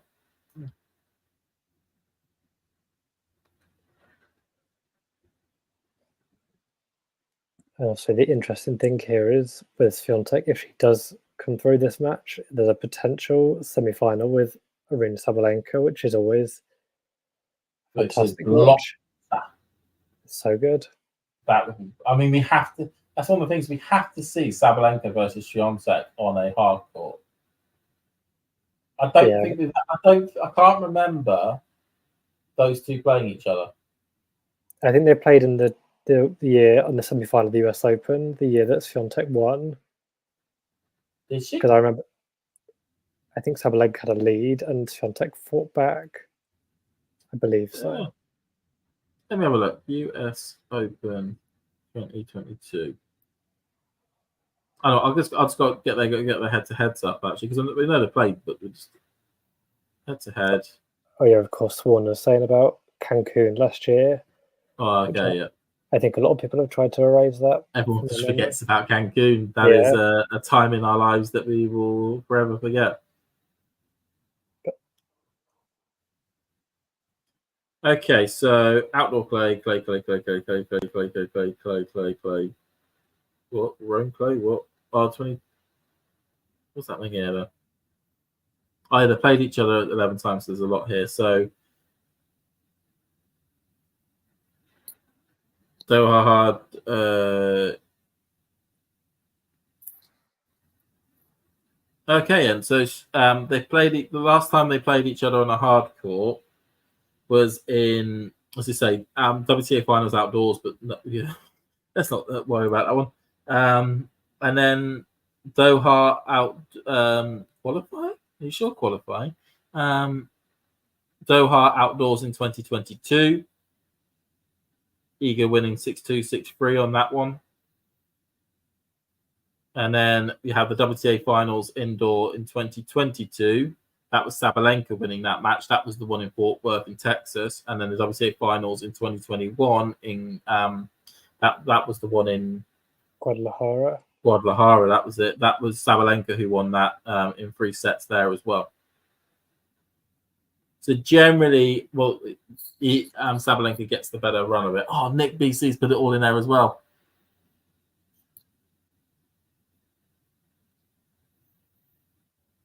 Advantage at the moment for Mirra and Draper. Just having a look at the sky here. There's a couple of dark clouds, but they're not coalescing. They're just on their own. As Mirra and Draper holds, big hold there. Yeah, I mean, Swiatek had break point there, and there was a huge forehand on the break point to save it. 4-2 at the moment. Yeah. Just keeping this set alive and giving herself a chance to take any opportunity she may have.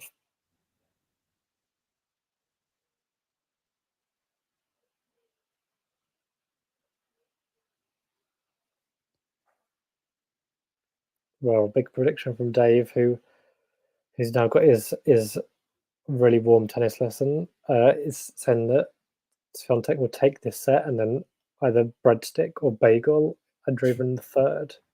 That is some big, bold prediction. I'd say enjoy your session in the heat, but I'm thinking it might be a bold claim. As much as you possibly can. Yeah, exactly.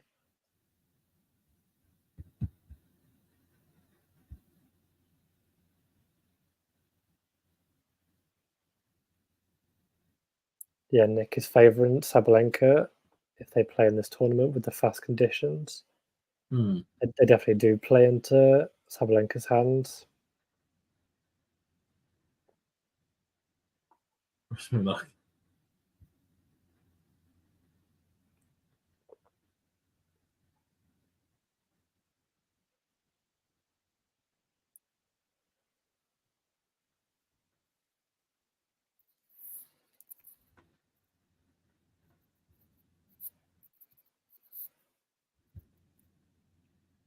But I do think Sabalenka will be very relieved to have her second seeded spot back for the US Open, just to... Oh yeah, she certainly will be. Just to be able to have an entire half to herself. And it'll be really interesting to see where Goff pops up in, because obviously it's either going to be the top or the bottom half with Rybakina. Who would we prefer? How would we prefer them to go? Well, I think Goff would prefer to stay away from Swiatek. Yeah.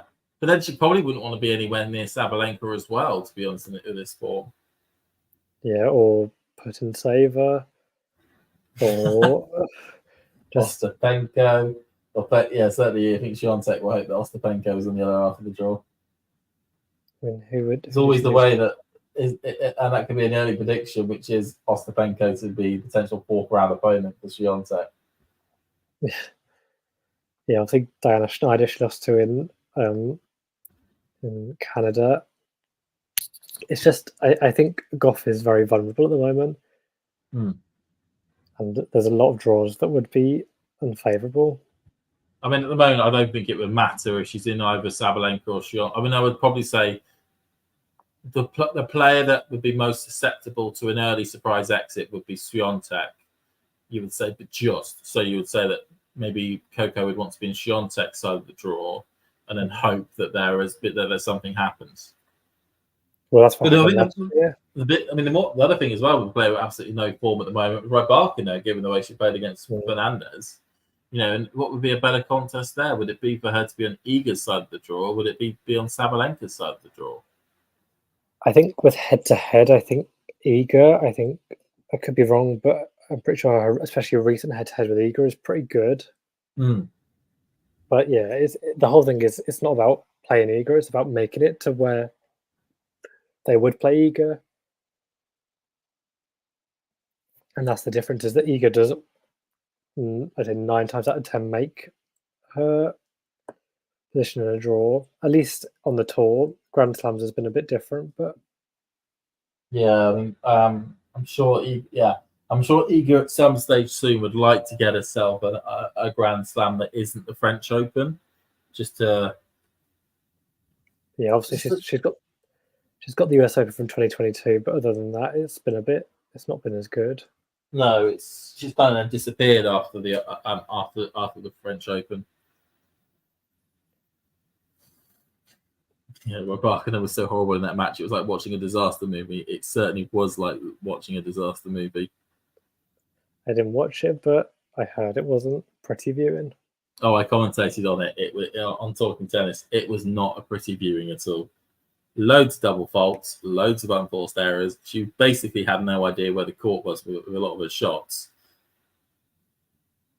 Yeah, it's a strange one because and this is the big thing. She was 40-15 up serving for the match in the second set and double faulted twice. Yeah, I saw that was the scoreline. I didn't know that she double faulted. That's rough. Like, it was literally, I felt like I had like Rafa Nadal's voice overhead watching it, going, you know, the classic, I did a disaster. Like, that literally is what happened. She did a disaster. And I find rugby King such a strange. We just had so many different illnesses and injuries this year, which have halted any progress. But when she's on top form, it's hard to see anyone beating her. Mm. So she's a really tricky player to predict anything for. But I think any sort of predictions this year, when the draw is released, I believe, is it next Thursday, next Friday, the draw is released? Friday, yeah, it's usually Fridays that the draws get released. Or Thursday. Will it be Thursday? Could be Thursday, Right. actually.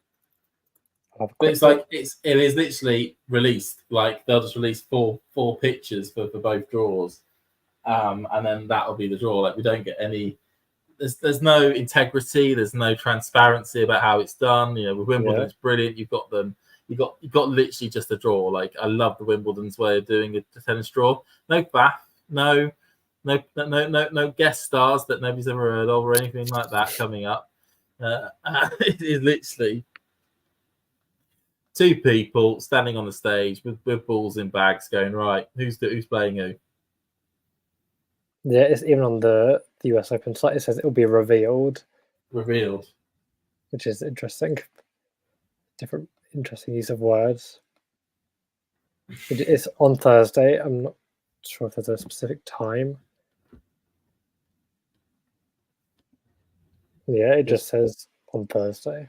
I remember it usually being revealed around about 5-6 o'clock, or is what I remember, at least UK time. But they release it around that midday US time.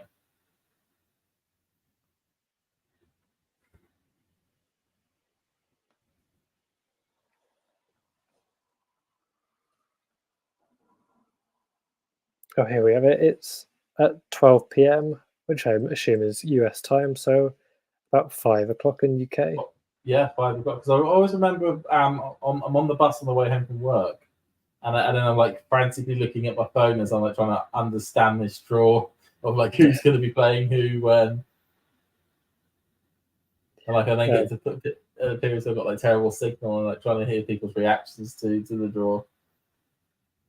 A lot of the time, I just kind of let people do it for me and wait for people to find the projected draws, because I'm just like, there's too much and too many names that are just it's a lot. But Andreeva has held. It's when you get like when you look at the draw and you get told, oh, you know, your favorite player is playing the qualifier in the first round. Like, oh, great! So I still don't even know who the guy's going to play. Yeah, I'm not a fan of that. At least Wimbledon, they do all the qualifying and then they do the draw, which I think is a great way of doing it. That's my preference. So that we then know all 128 players that are going to be in the competition, that we're not having to rely on waiting to see what happens in the qualifying. Although, you know, I mean, the interesting thing, of course, with qualifying for both the men and the women is that it's almost like a mini tournament within itself that week. Like, there's like 16 positions in each the men's and the women's to get this grand prize of being able to qualify for the US for the Grand Slam. Yeah, I mean, qualifying I think sometimes people think that the top seeds should definitely come through qualifying. It's like, for example, Petri Parikar at Wimbledon. he had a great run. He probably got himself to a ranking that would have been good enough to get into the main draw, but because it was past the cutoff and what have you, he wasn't, and he lost in qualifying. I mean, luckily for him, he got a lucky loser spot, but it's not a straightforward process at all. No, it's not, I mean, it's also where, like, you know, the likes of our Damien and a couple other people that I know from Twitter and whatnot sort of come alive, because the qualifying draws tend to be filled with a lot of players that hang around the Challenger circuit for a period of time, so they don't have a good knowledge about certain players and certain matchups, and who's potentially going to do really well where. And like we've seen a few years ago, the US Open, sometimes the qualifiers make the biggest stories. Very rarely, but sometimes they do. Sometimes they even win the thing. Yes.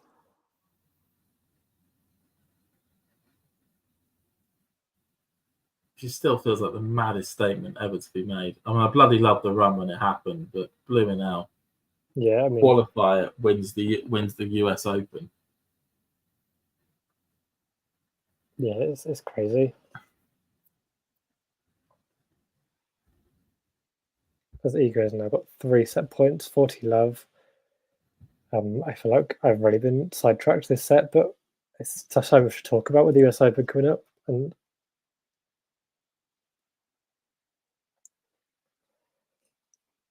it's definitely been a more convincing set from Iga as she takes the second serve.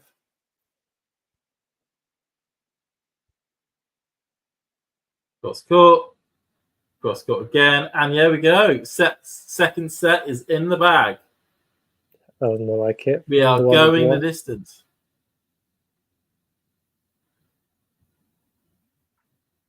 And now she looks to be in the driving seat ahead of the deciding set. Bit of a discussion going on with the umpire. I'm not sure what it's about.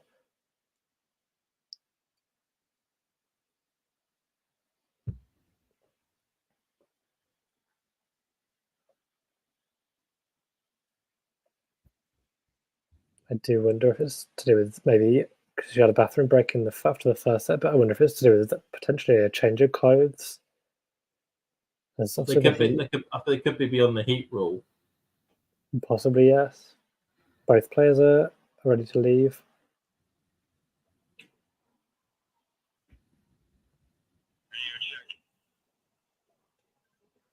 Just checking it's not lightning.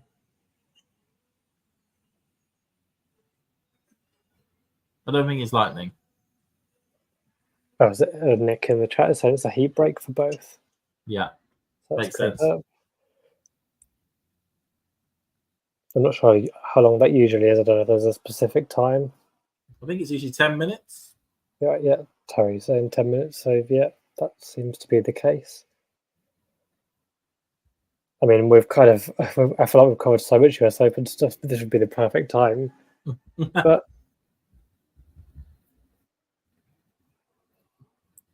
I mean, I think Sinner is coming up very shortly. And I believe that is being covered on the channel by Nick. That is being covered by our Nick. And I don't know if it's just Nick or if he's been joined by anyone, but if it is just Nick, he'll be in safe hands. Yannick Sinner taking on Andrei Rublev in a rematch from last week in Montreal, which Rublev actually won. Oh, Nick's saying this is that Sinner's actually on after this match, so it won't be at 6. Yeah, he's next on Sinner, and it's actually, you know, I'll tell you one thing. I think the Cincinnati organisers will be a bit annoyed with what happened with Alcaraz, because they clearly just, you know, worked their schedule around the top half of the draw being the daytime, and then the bottom half of the draw being Swiatek sat in the hallway at the moment, just doing their best to keep cool. Relatable stuff. Maybe there's like a fan somewhere right next to it. She's just sat next to and checking her phone. Why not? What was I saying? Yeah, they kind of worked with Swiatek. The Sinner section of the draw being in the daytime, and then the Alcaraz section of the draw being in the night time. But of course, Alcaraz going out early means that that's completely thrown off the matches, and you've probably got a situation where they would have probably preferred to have had the top half of the draw in the night session now, and what's left of the bottom half of the draw in the day session. Because of the timings that they've done, that now can't happen. Yeah, Nick saying that Tiafoe is now the prime player for the night session. I think they probably would have liked to have had Shelton as that as well. Yeah. Big blockbuster nighttime attractions. Are they in the same half? No, they're not, are they? They're in different halves. So Tiafoe is in the bottom half and Shelton's in the top half. I mean, how much they'd love to have an All-American final. Well, they'd love it. It's definitely not out of the question. They're both playing well. I think it'd be. I think. Who did you say? Which one was in the top half? Did you say Shelton? Shelton's in the top half. Tiafoe's in the bottom half. I think the top half is obviously a bit less open than the bottom half, but with that service, you never know. Yeah. Was it also interesting note on grandstand? Sabalenka and Samsonova are just about to start their match.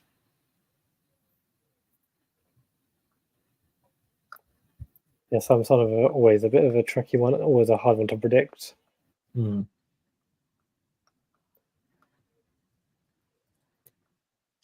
Just to go through some results in the doubles, because there's been a couple of matches that have been completed. Granollers and Zeballos have beaten Skupski and Venus at 6-4, 6-4. And Arevalo and Patic have beaten Heliovara and Patton 6-2, 6-4. And currently, Godic and Murray are 2-1 up against Fees and Jarry. And that is on the Stadium 3.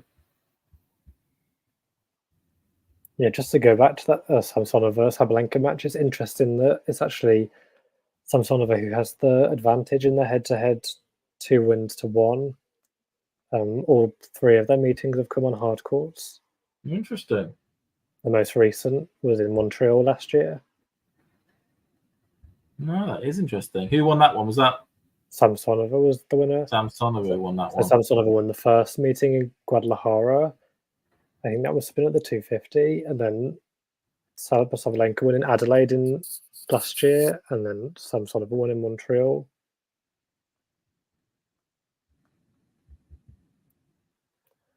So maybe it will be a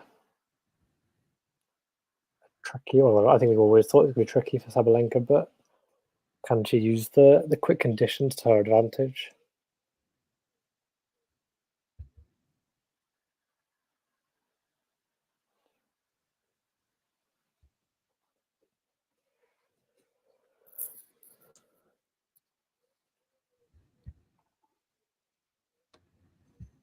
We are now just waiting, as you probably gather, for the heat under the heat rule. Get this final set underway. Yeah, I mean, it's a weird one because I think Swiatek will probably be happy to cool down, but I do think it's quite beneficial for Andreeva as well. Just to have that. Yeah, because it just kills any momentum, doesn't it? Yeah, absolutely. And as much as Swiatek was much more like herself in that second set and really was turned on towards the end, Andreeva was not bad and she was sticking with her even when it looked like she could run away with it. There was only one break in that second set as Andreeva returns to the court.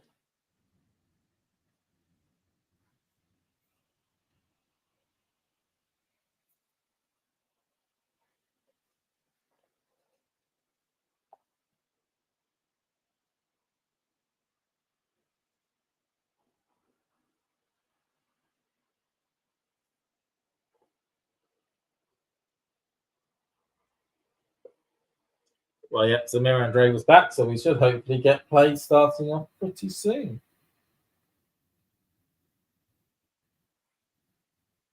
I mean, as much as we say Andreeva has probably benefited from that break, are you back into Swiatek? I'd still back Swiatek. I still think I think she probably was, it's the favourite to win the set and get herself into the semis.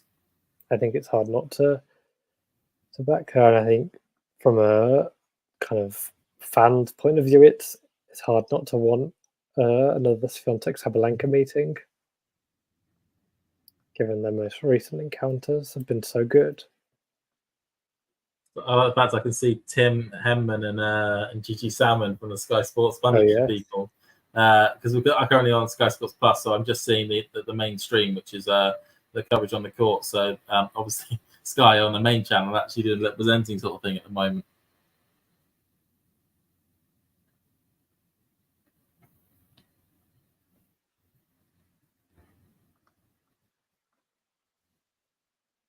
I mean, it's hard to judge how long it's been because Andreeva's just sat there, but the heat rule is still in place. He got 10 minutes for the players to cool down. No, maybe she's just decided to come back a little bit early just to make sure she's feeling comfortable, or at least like getting the body used to the getting used to the heat.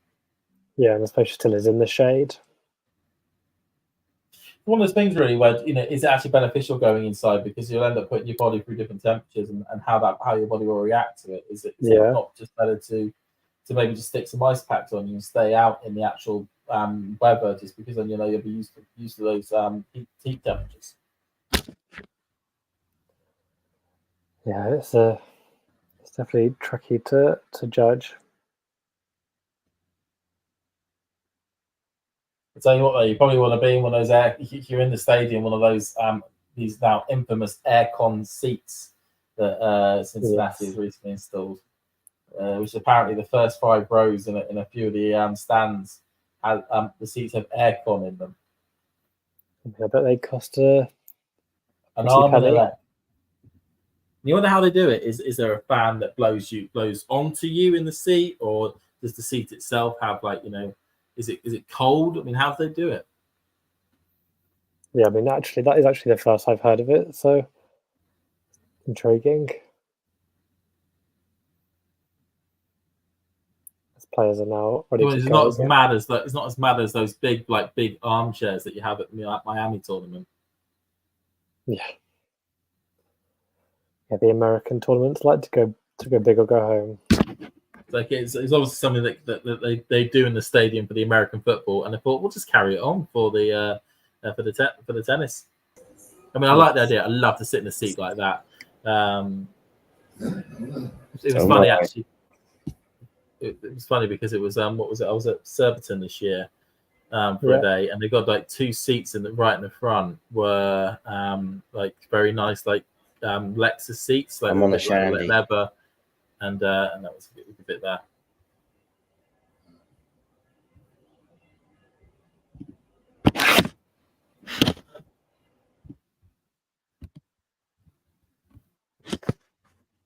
Currently 15 votes to Mirra.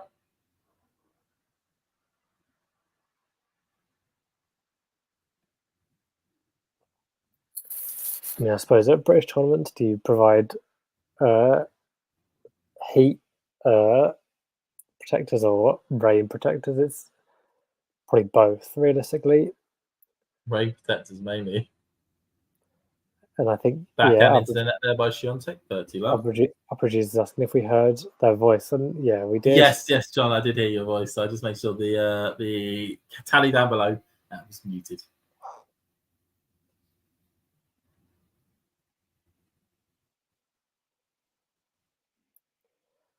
It's all a bit of entertainment, though, isn't it?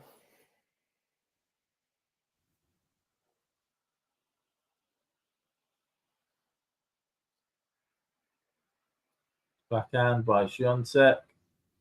I mean, one thing we noticed certainly with this match is that the breaks have come early. So whoever breaks in the first couple of service games tends to be able to sort of continue on to win the set. It'd be interesting to see if the same thing would happen in this set. Yeah, I mean, Andreeva had to hold really strong in that first set to keep Swiatek away from the break, and had to take a lot of breakpoint opportunities. But yeah,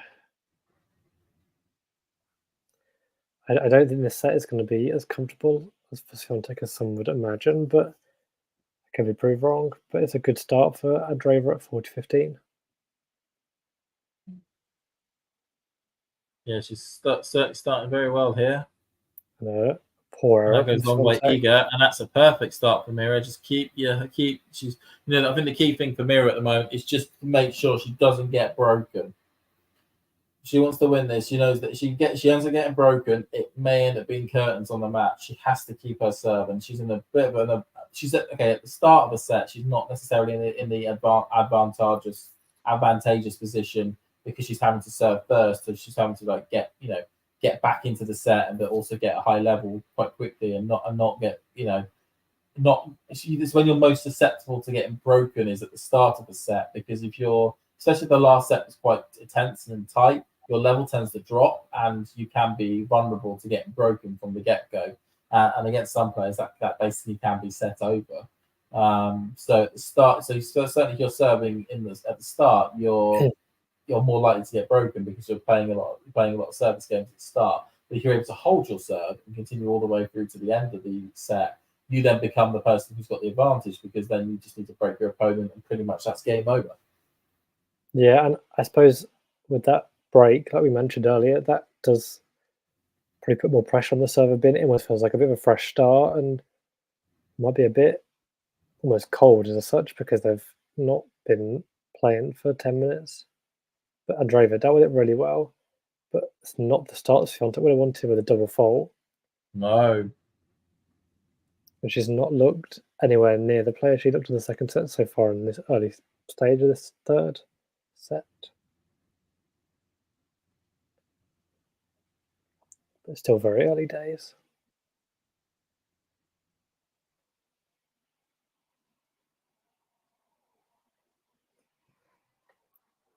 It's good to see. I can see above us just as well that we've got over 280 people that are watching us, which is fantastic at the moment. If you haven't already, please do subscribe to the channel. The subscribe button is usually somewhere around about usually like there or whatnot or down there. Please do subscribe. It's fantastic. Get our ticker down below, ticking up. And so you can get more brilliant content from us.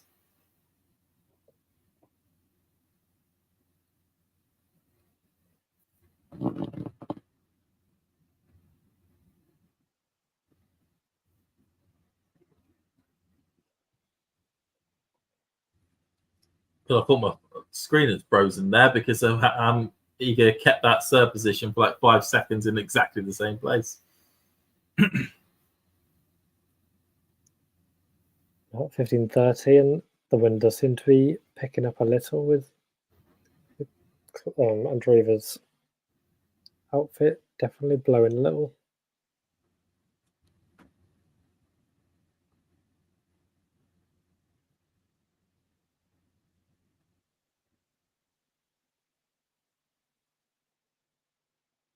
Backhand by Iga, backhand by Mirra, backhand by Iga. Oh, this is getting interesting. Cross court, cross court, cross court. Oh, Mirra just.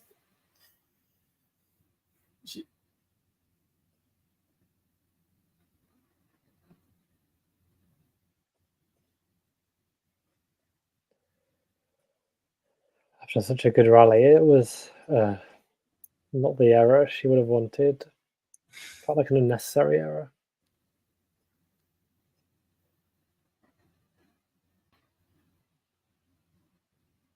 Like she's in a good position here to potentially eye up a break and then hits a backhand, tries to do a moonball backhand, and it goes long on the baseline. And it looks as though she's probably just any little issues she's handed away to Iga to hold serve here. Jane said, I'm pretty sure there are hot tub seats in one of the baseball. Bloody hell. Hot tub seats. You just get really wrinkly if you stayed in the hot tub that long. Well, I remember seeing, I don't know if you watch any of this, the Cricket World Cup. There was it was in like Barbados. They had like a swimming pool around the stadium. That's bizarre. And yeah, Swiatek is now on the scoreboard for the third set at 1-1. I think the most bizarre thing I think I've seen in Europe was at the last year, was it the Paris at the Paris Masters? They basically made like a platform and turned it into like a mini sitting room with like some sofas and whatnot, and fans could win the ability to go and you have that as your day seat. So almost like you're watching the tennis from home, but you're actually seeing it live and whatnot. Yeah. I suppose all the tournaments are just trying to provide a bit of a USP and outdo one another, especially the biggest tournaments where there's so many of them.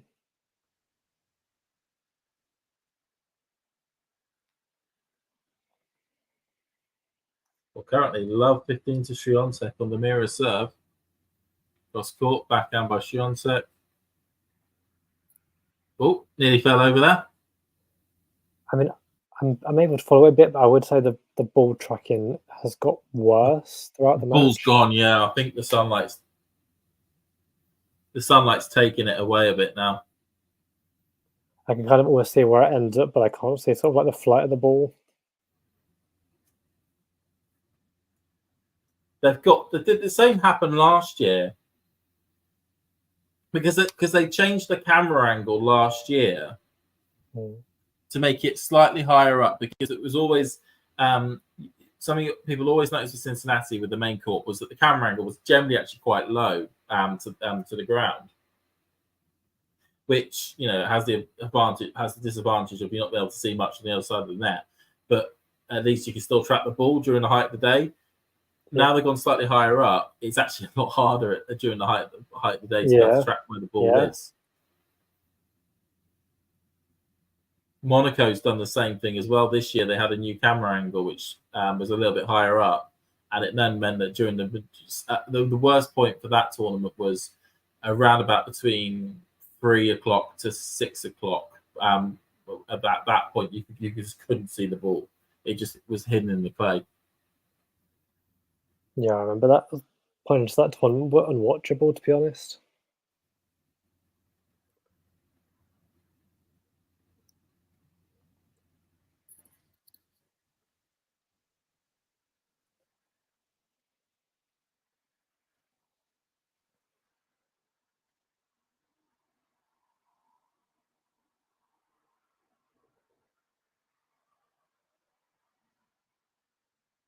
Another great Slams into the ground. Draper.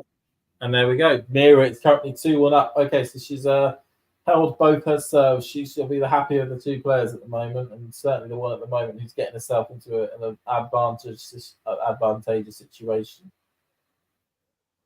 Yeah, I think so many players in her position right now would have faded at different points in this match. I mean, a lot of players in her position wouldn't be in a third set. I think a lot of players would have lost that first set given the pressure that Swiatek was putting on her, but she's held strong and really. I mean, we've seen Swiatek put higher ranked players than Mirra to the sword in these sorts of matches. Yeah, 100%.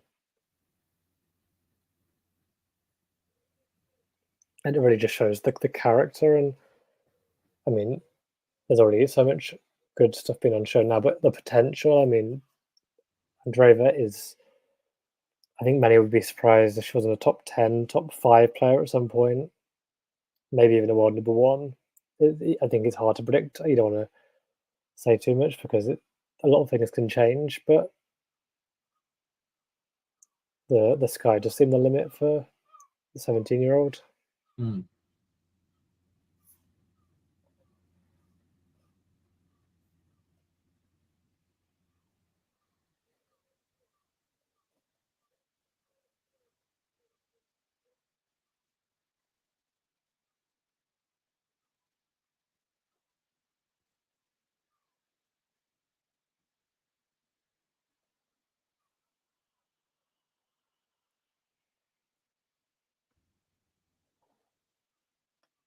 Yeah, it's a 2-1 as we are rocking along.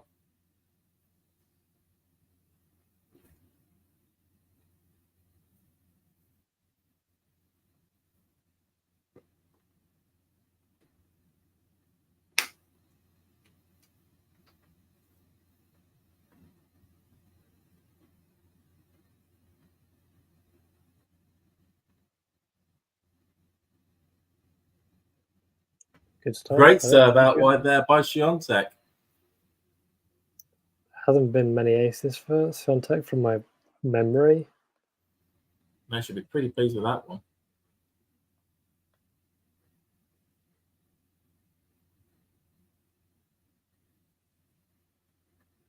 Yeah, just a third of the Oh, match. another ace as well. Just boom, boom.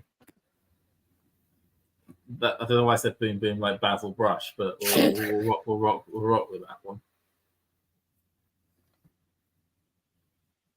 Yeah, before this game, I don't think she's trying to hit one ace, but now she's hit 3. And Draper's on 9. Or does that stay in?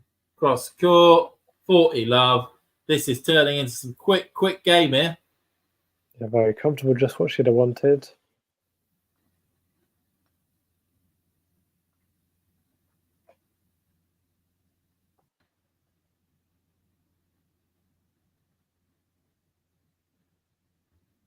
Okay, into the air from Swiatek, down the tee again, and into the net from Mirra. And that was a very quick game, 2-all. Yeah, there haven't been many of those, but that's Those that's certainly happen. I can't remember the last time we had a love service game from either player, really. Have a quick look to see if I can find out. Matt on the case there. Oh, actually, there was the last game of the second set. Ah, okay. But I suppose the thing is with that heat break, it felt like a long time ago. Yeah, that is true. That is true. Backhand there by Andreeva, 15 love.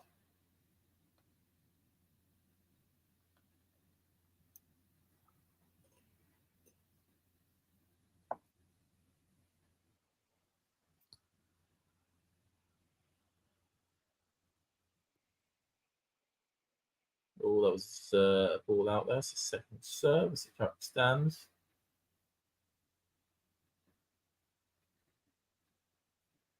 That was interesting from Swiatek. She kind of lifted the ball up and stuck it up the line, and Draper almost had to jump for that one to try and get to it and had no control, and it went into the net. Conchita Martinez watches on, Andreeva's coach.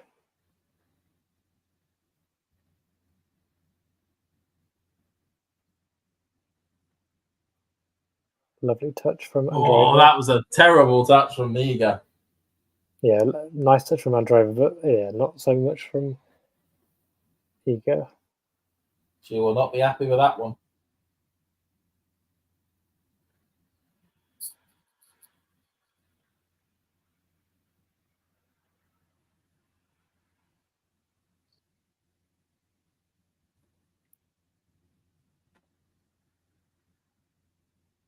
Ball out there by Swiatek. That makes it 40-15. So this could be a comfortable service game for Mirra. It certainly has the potential to be a comfortable service game.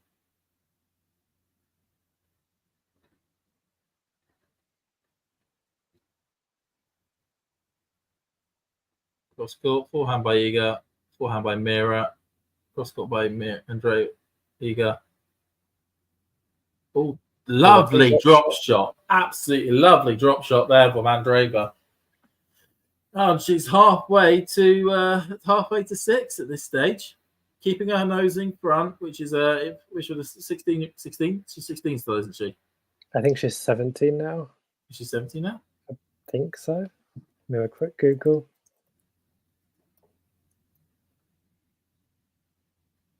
Yeah, she was 17 back in April. She is now 17. So good for the 17-year-old at this stage. Just if she wants to win, she's got to keep her serve, and she's got to keep her nose in front. Thanks, Shawarma.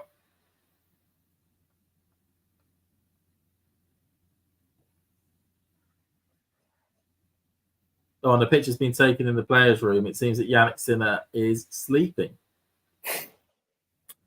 That's how he's getting himself ready for the match later on. Very relatable. You know, I remember that story of what was it, a couple of years ago, of Tsitsipas, who had too much sleep on melatonin or something like that. Oh yeah, yeah. And that came out to play Alcaraz and unbelievably dopey. I mean, his snap record thing against to do. Alcaraz isn't great, so The last thing you want to do doing is make yourself more sleepy. no. Is less reactive against him.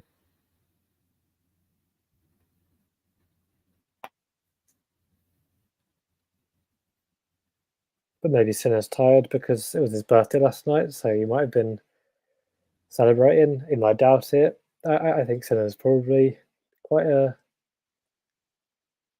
scheduled man. That's the impression I get.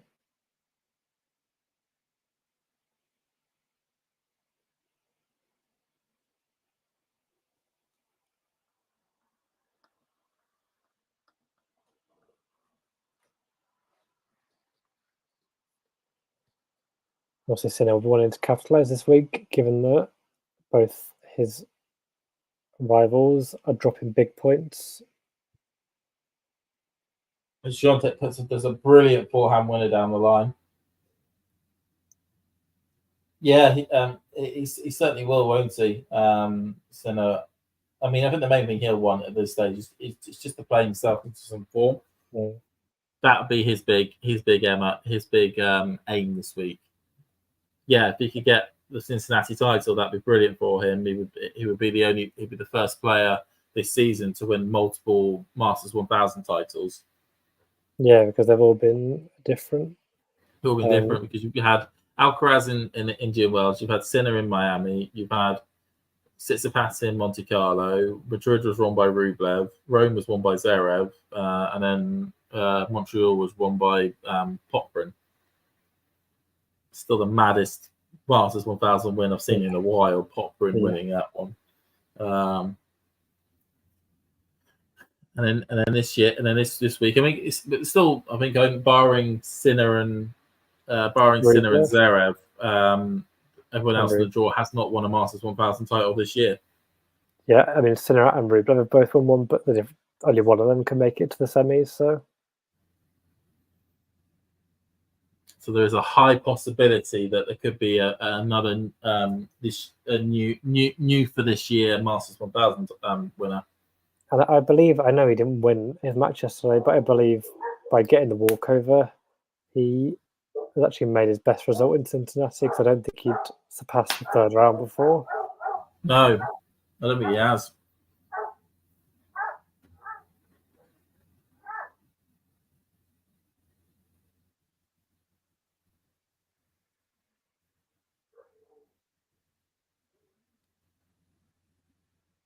Long there by Andreeva, so it looks like Swiatek is about to level it up again at 3-all.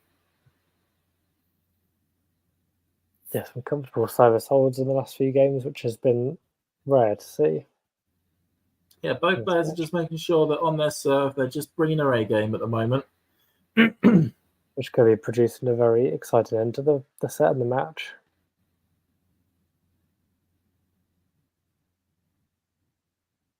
I mean, I'm still finding the ball very difficult to track. Yeah, I think they've done something to the camera, because I'm just a little bit better, but still not fantastic. Like it's like I could just about make out in some parts where the ball is. Yeah, I can catch where it's sort of finishing the flight, but yeah. And I said it was comfortable, but maybe this game will not be comfortable at 40-30. So I've got to see this one out.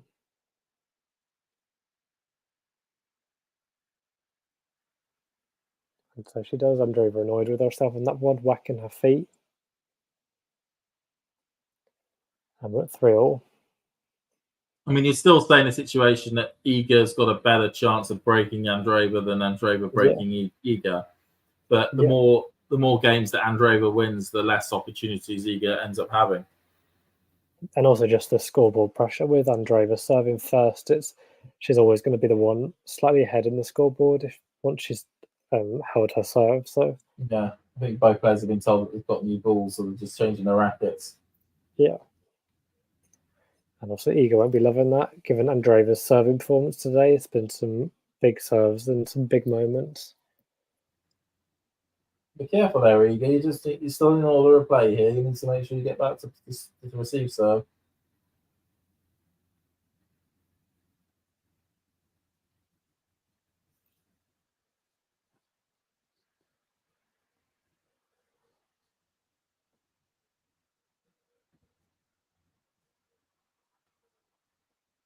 The ball just goes out.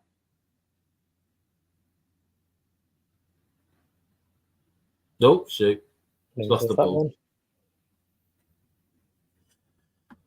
Oh, concentration slightly dampens as the match wears on.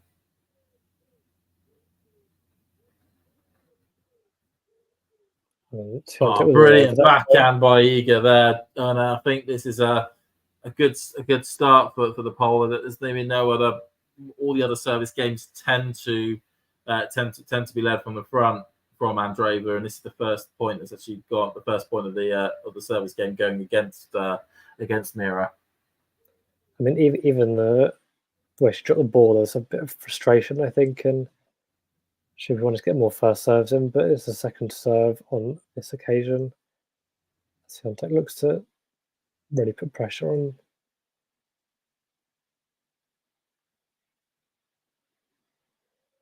That's a lovely backhand from Andreeva. Oh, just like literally painting the lines there. Yeah, she's blowing hard now. She's feeling it.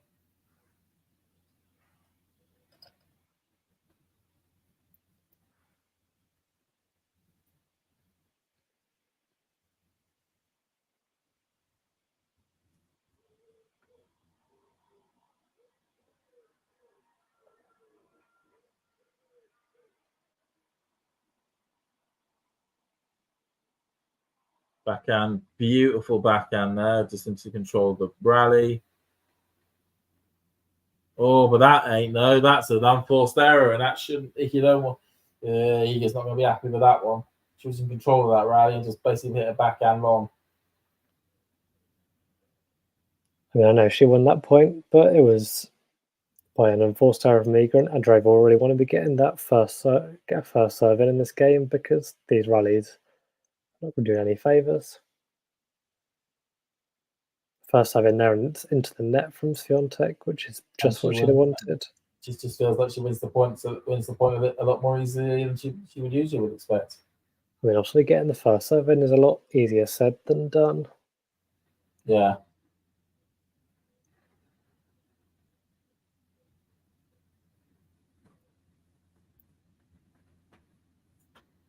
Yeah, there seems to be some wind going on with two averted ball tosses. It does seem like the wind's picked up a bit. I mean, the skirts of both players are blowing a lot more viciously than they have been doing. And it was a first serve from Andreeva, but it was met by a return winner from Swiatek.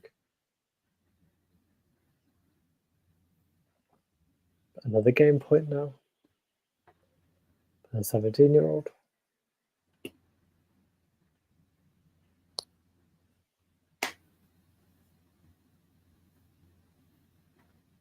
Backhand by Igor, backhand up the line, and it just clips the line. And there we go. Andreeva holds, so she is 4-3 up. She is keeping her nose in front. Come hell or high water. Yeah, it just keeps going, and that's just what you need to do in these conditions against a player like Swiatek. And I mean, has Andreeva reached? This will be the first time Andreeva reached the semi-final, isn't it? A 1,000 event. I know she's reached a Grand Slam semi-final. Just have a quick look. God, it's getting there. It's getting there. This is tightening up. Yeah, her best result previously at an 1,000 event was the quarterfinals of Madrid, so she's matched here, but could go on better. Just 2 games away, potentially.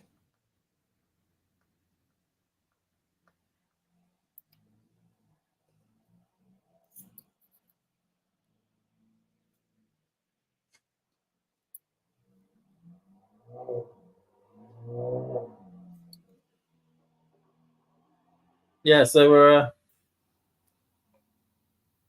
We're certainly rocking along. We're rocking along as it currently stands.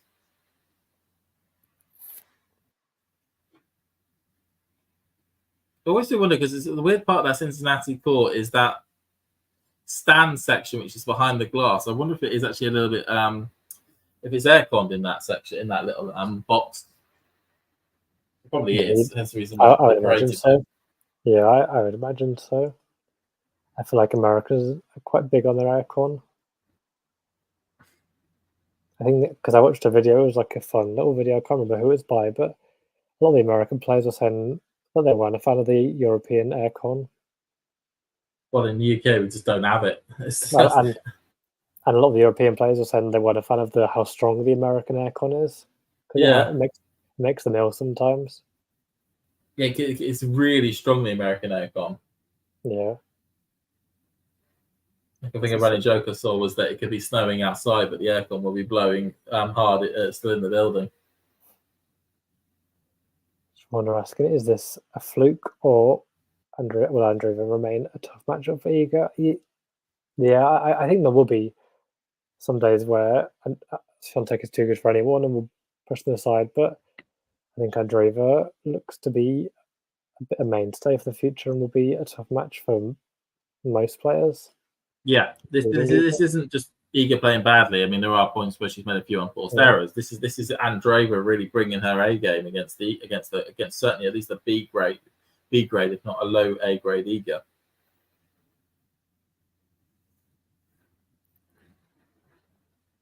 Yeah, I mean, I think, like we've said, a lot of players would have lost this match in straight sets.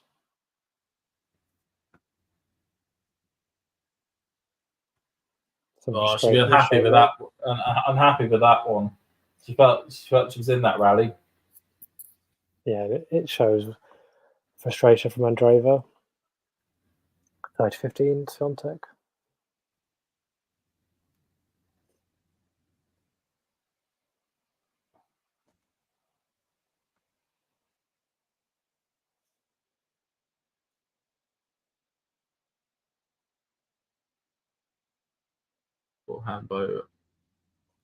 Beforehand, just swatted away there by Iga. 40-15. Nice 1-2. And Iga showing her in this game how her serve has improved over the last year.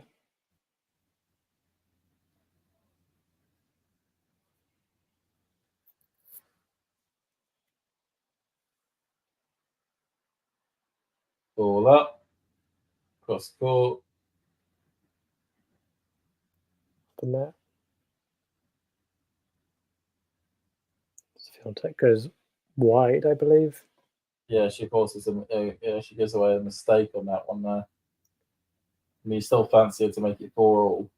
Yeah, but Andreeva's got a bit of a luck in at 40-30. Yeah, she'd be wanting to maybe just eke this out a little bit. There could be an opportunity. If she gets it to juice, you don't know what could happen. No.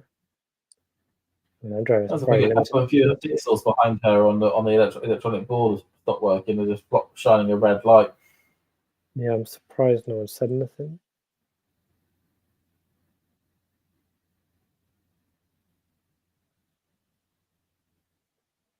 So into the air. Andreeva, she'll be unhappy with that one, Andreeva. Second serve and sticks the backhand into the net. You can't be giving those sorts of points away.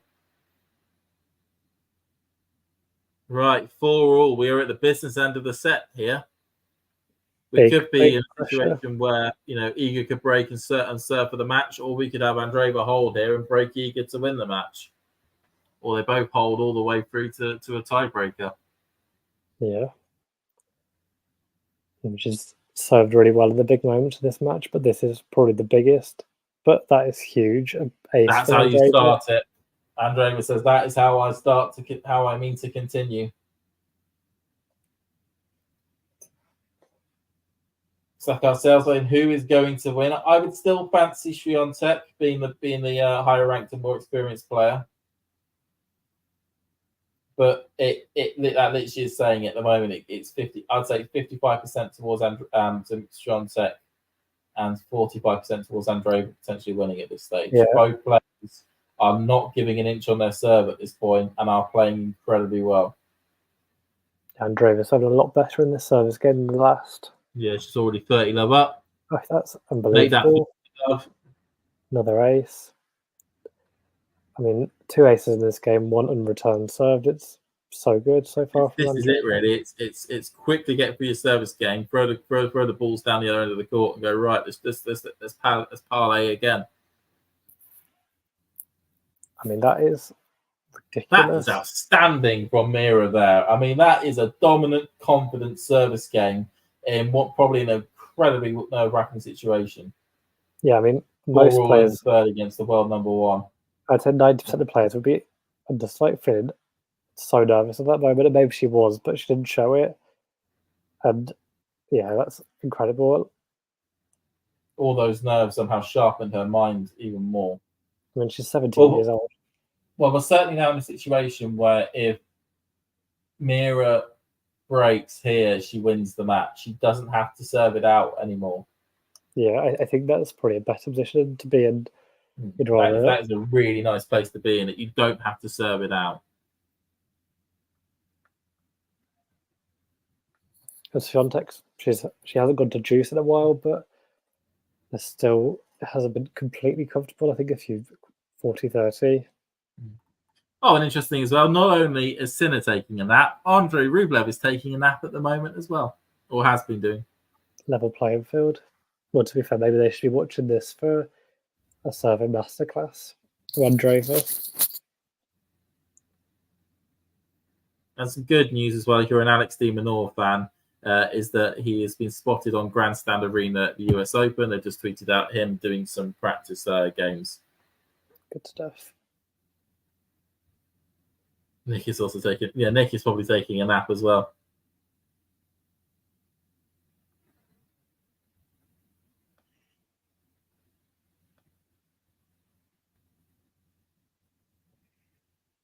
Right, this is it now. You can step it up to serve to stay in the match.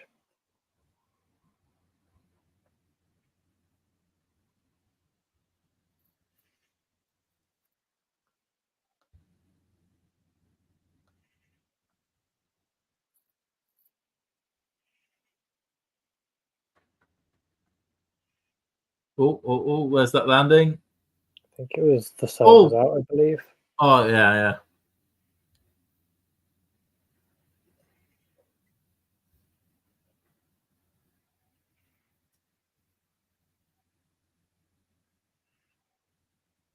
Oh, that was a bad backhand long, though, by Iga.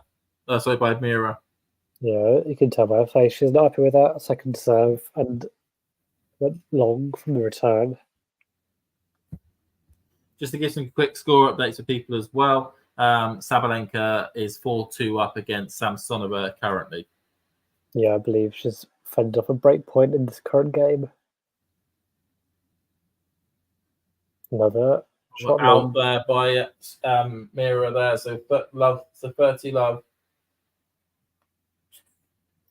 Sabalenka out 5-2.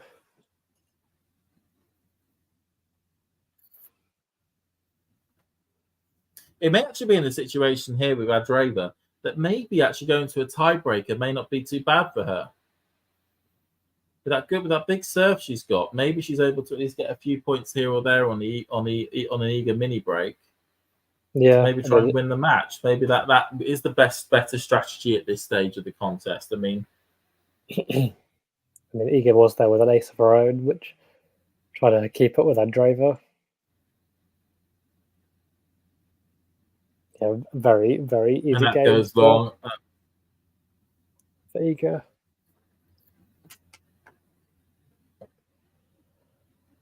And Andreeva's got to serve again. I mean, she'll be hoping for more of the same, won't she?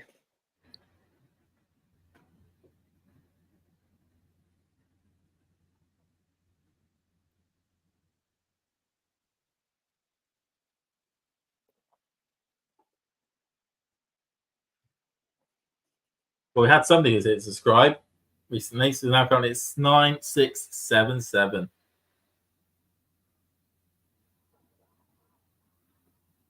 Oh, hello. Hello. Oh no, scratch that. I thought I thought that ball was in and it just ended up hitting the net with Andreeva. So that is 15 love to Andreeva at the moment. Now 9, 6, 7, 8. Excellent. Keep that number ticking up, people. Up the line, forehand by Andreeva, backhand by Iga, backhand by Andreeva. That long is long though, 15 all. Well, be careful there. You don't want to be getting done for ball abuse.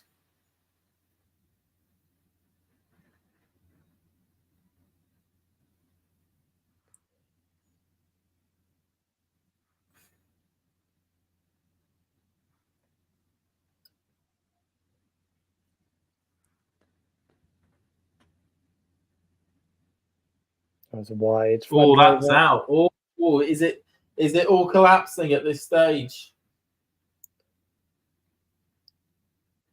I mean, the body language isn't great, but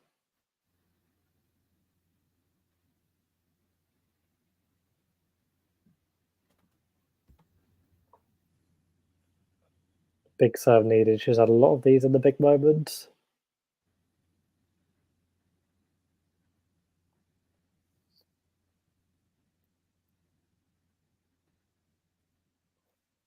Oh, that isn't in though.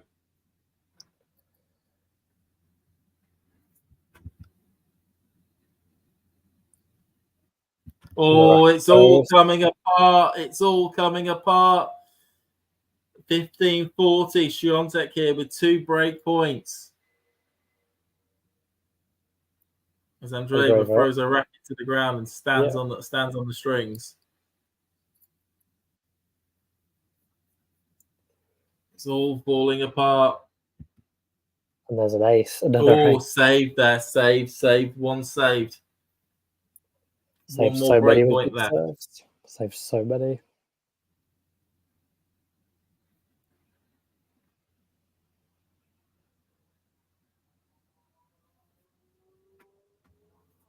Okay.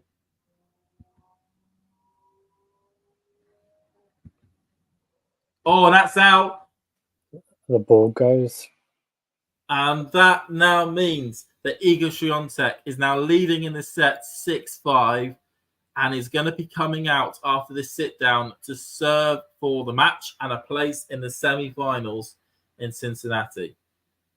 Well, we've been remarking throughout the entirety, certainly, of this service game, of how well Mirra Andreeva has been serving, constantly keeping her nose in front, getting good service games either to love or to 15. And at the last moment, the last service game of the set of the match, really, in terms of big main service games, the unforced errors come spilling out. Backhands that are going long into the tram lines, long across the baseline. And Iga Swiatek just there to capitalize. Now, of course, it's not over yet. Iga's still got to come out and serve for this, but it's looking like a pretty tall order from here. Yeah, I mean, Iga's been in these positions so many times in the biggest moments and the biggest matches, and it's hard to see her faltering, but Andreeva would certainly be giving it her all to claw back her mistakes in that service game.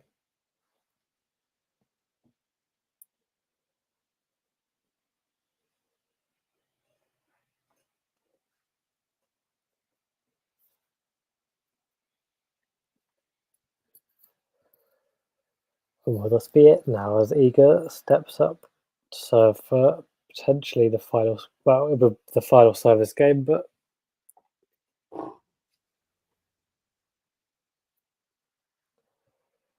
it's been a long match in Cincinnati. It's been a long match. It's you're a day ticket holder in Cincinnati, even just for the first match, you definitely got your money's worth, and you still got 2 more to come. Absolutely. First ball, easy for Swiatek, out wide. Andreeva sticks a forehand into the net. 15 love.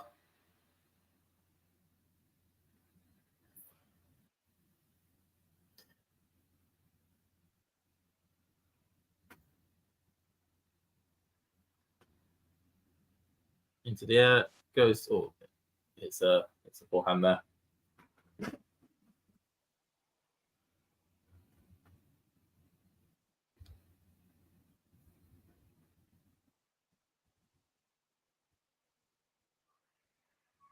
In the box, backhand by Andreeva, backhand by Iga, forehand by Iga, but that is well long from Iga. 15-all. I say it's a completely different context trying to serve out the match. Yeah. Andreeva's just going to be going for it. She has nothing, she has nothing to lose. And that's it. Iga's got the reserve of the tiebreak. Andreeva, if she loses this game, it's over.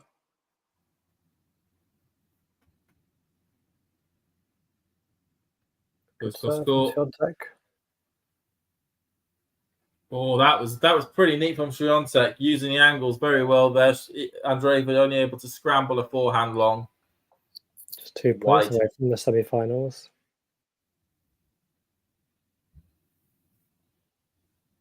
Showing unbelievable resilience here, Swiatek, against a hard opponent on a hard court.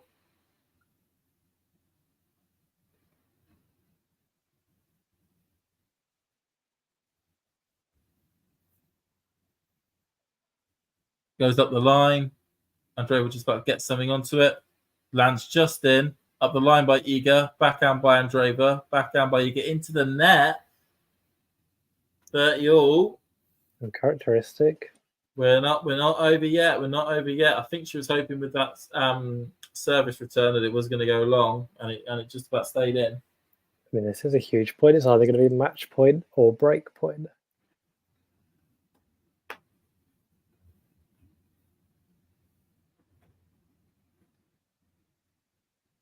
Yeah, our producer said 0 aces from Iga, but there definitely have been some.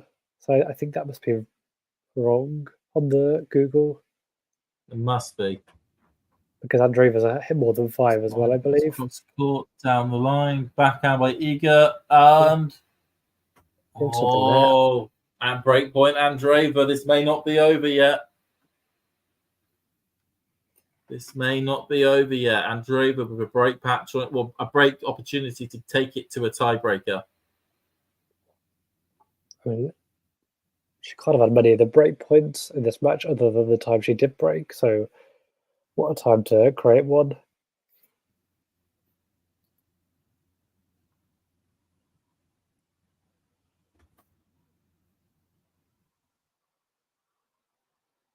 Oh, that's not a great first serve. So that's into a second serve. He'll be on the second.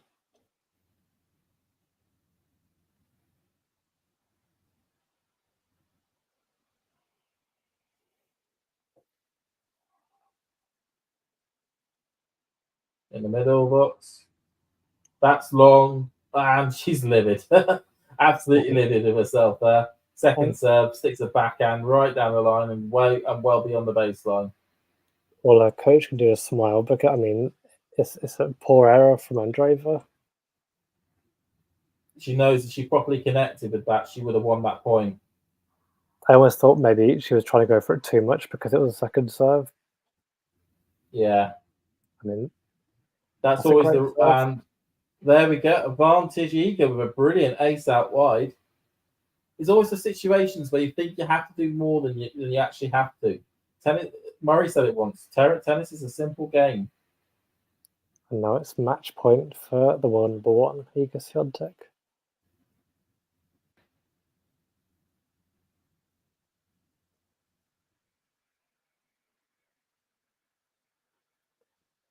Oh, that's not a great first serve. That was a fair distance away from the tee line.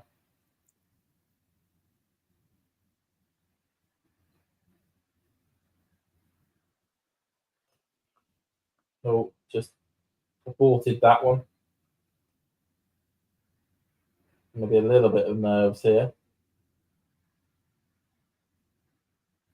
In the box. Backhand to backhand. Big forehand. Oh, jeez. Andreeva is hitting it big here. Oh, but it's out.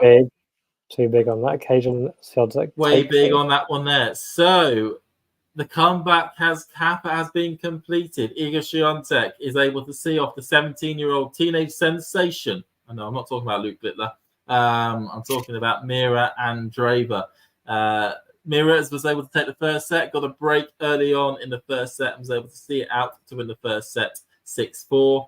But then the nobody can stop Iga when she's able to find a good bit of form. Got that early break in the second set, was able to win that 6-3. And the third set, both players played unbelievably well on their own serves. But it was just that last service game where Andreeva just crumbled. The wall was broken. The wall started to crack.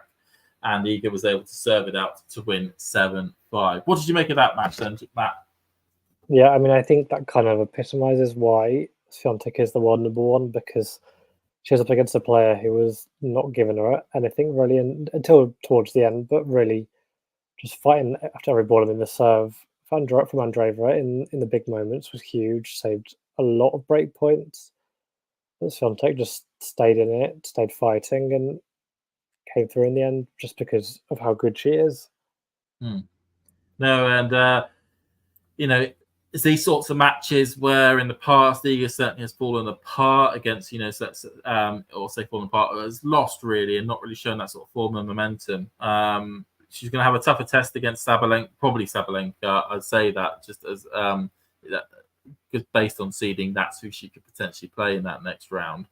And Sabalenka has taken the first set 6-3, which is interesting to note. But do you think she's setting herself up well for the US Open based on this result?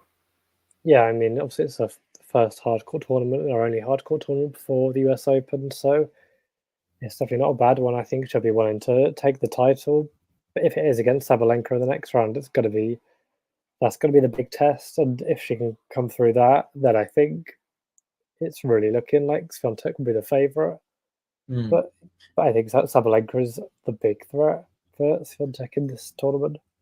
She certainly is. I mean, as the tweet from Damien we just had up on the screen just before points out, that kind of felt like what we were hoping for when it comes to a Swiatek Goff match. Whereas, in those matches, we generally see Swiatek pummeling Goff on a number of occasions, and actually maybe Andreeva could end up being that proper rival, that young rival, to take on Swiatek and to make those matches really consistent. And just as other stat up there saying that semi-finals were reached at a WTA 1000 event, there have been 17 times that has happened from Iga from 31 appearances, which is over 50%. So over 50% of all the WTA 1000 events Iga has played, she has got to the semi-finals or better. That is a brilliant stat to show the consistency that Iga is able to bring to the court. Yeah, it's ridiculous. I mean, if you look at the names she's alongside, she's already a legend, but she's only 23 years old. It's kind of crazy. And just a final word on the opponent. She did play unbelievably well. First time playing Iga Swiatek and taking it to 7-5 in the fifth. 7-5 in the fifth. 7-5 in the third is absolutely no mean feat. She's shown her star quality. She's shown the level that she can bring. It's all upside from here, wouldn't you say? Yeah, I mean, I think it says a lot that Andreeva is disappointed to lose to Iga Swiatek, given that she's only 17. So their first meeting, it kind of shows the belief she has in herself, the belief that people have in her and her potential. Andreeva is not just a flash in the pan; she's one for the future and one for the present, and will be a big threat in the US Open draw, especially as a seed. She certainly will be, and of course she will be a seed at the US Open. She's going to be one of the low 20 seeds, and a lot of players I'm guessing a lot of seeded players will be very thankful for the fact that she's not going to be floating around as an unseeded, dangerous player in the first couple of rounds. But she's certainly going to be somebody who we're going to watch with interest to see how she makes her way through the US Open draw, and really putting herself potentially maybe in that tier 2, maybe tier 3, potential maybe even a shout for tier 2 category as a player to watch out for, potentially maybe even winning the title. She's certainly able to get those big wins, and she got her first title under her belt. She did in Romania a few weeks ago. So nothing can go past this teenage sensation in Mirra Andreeva.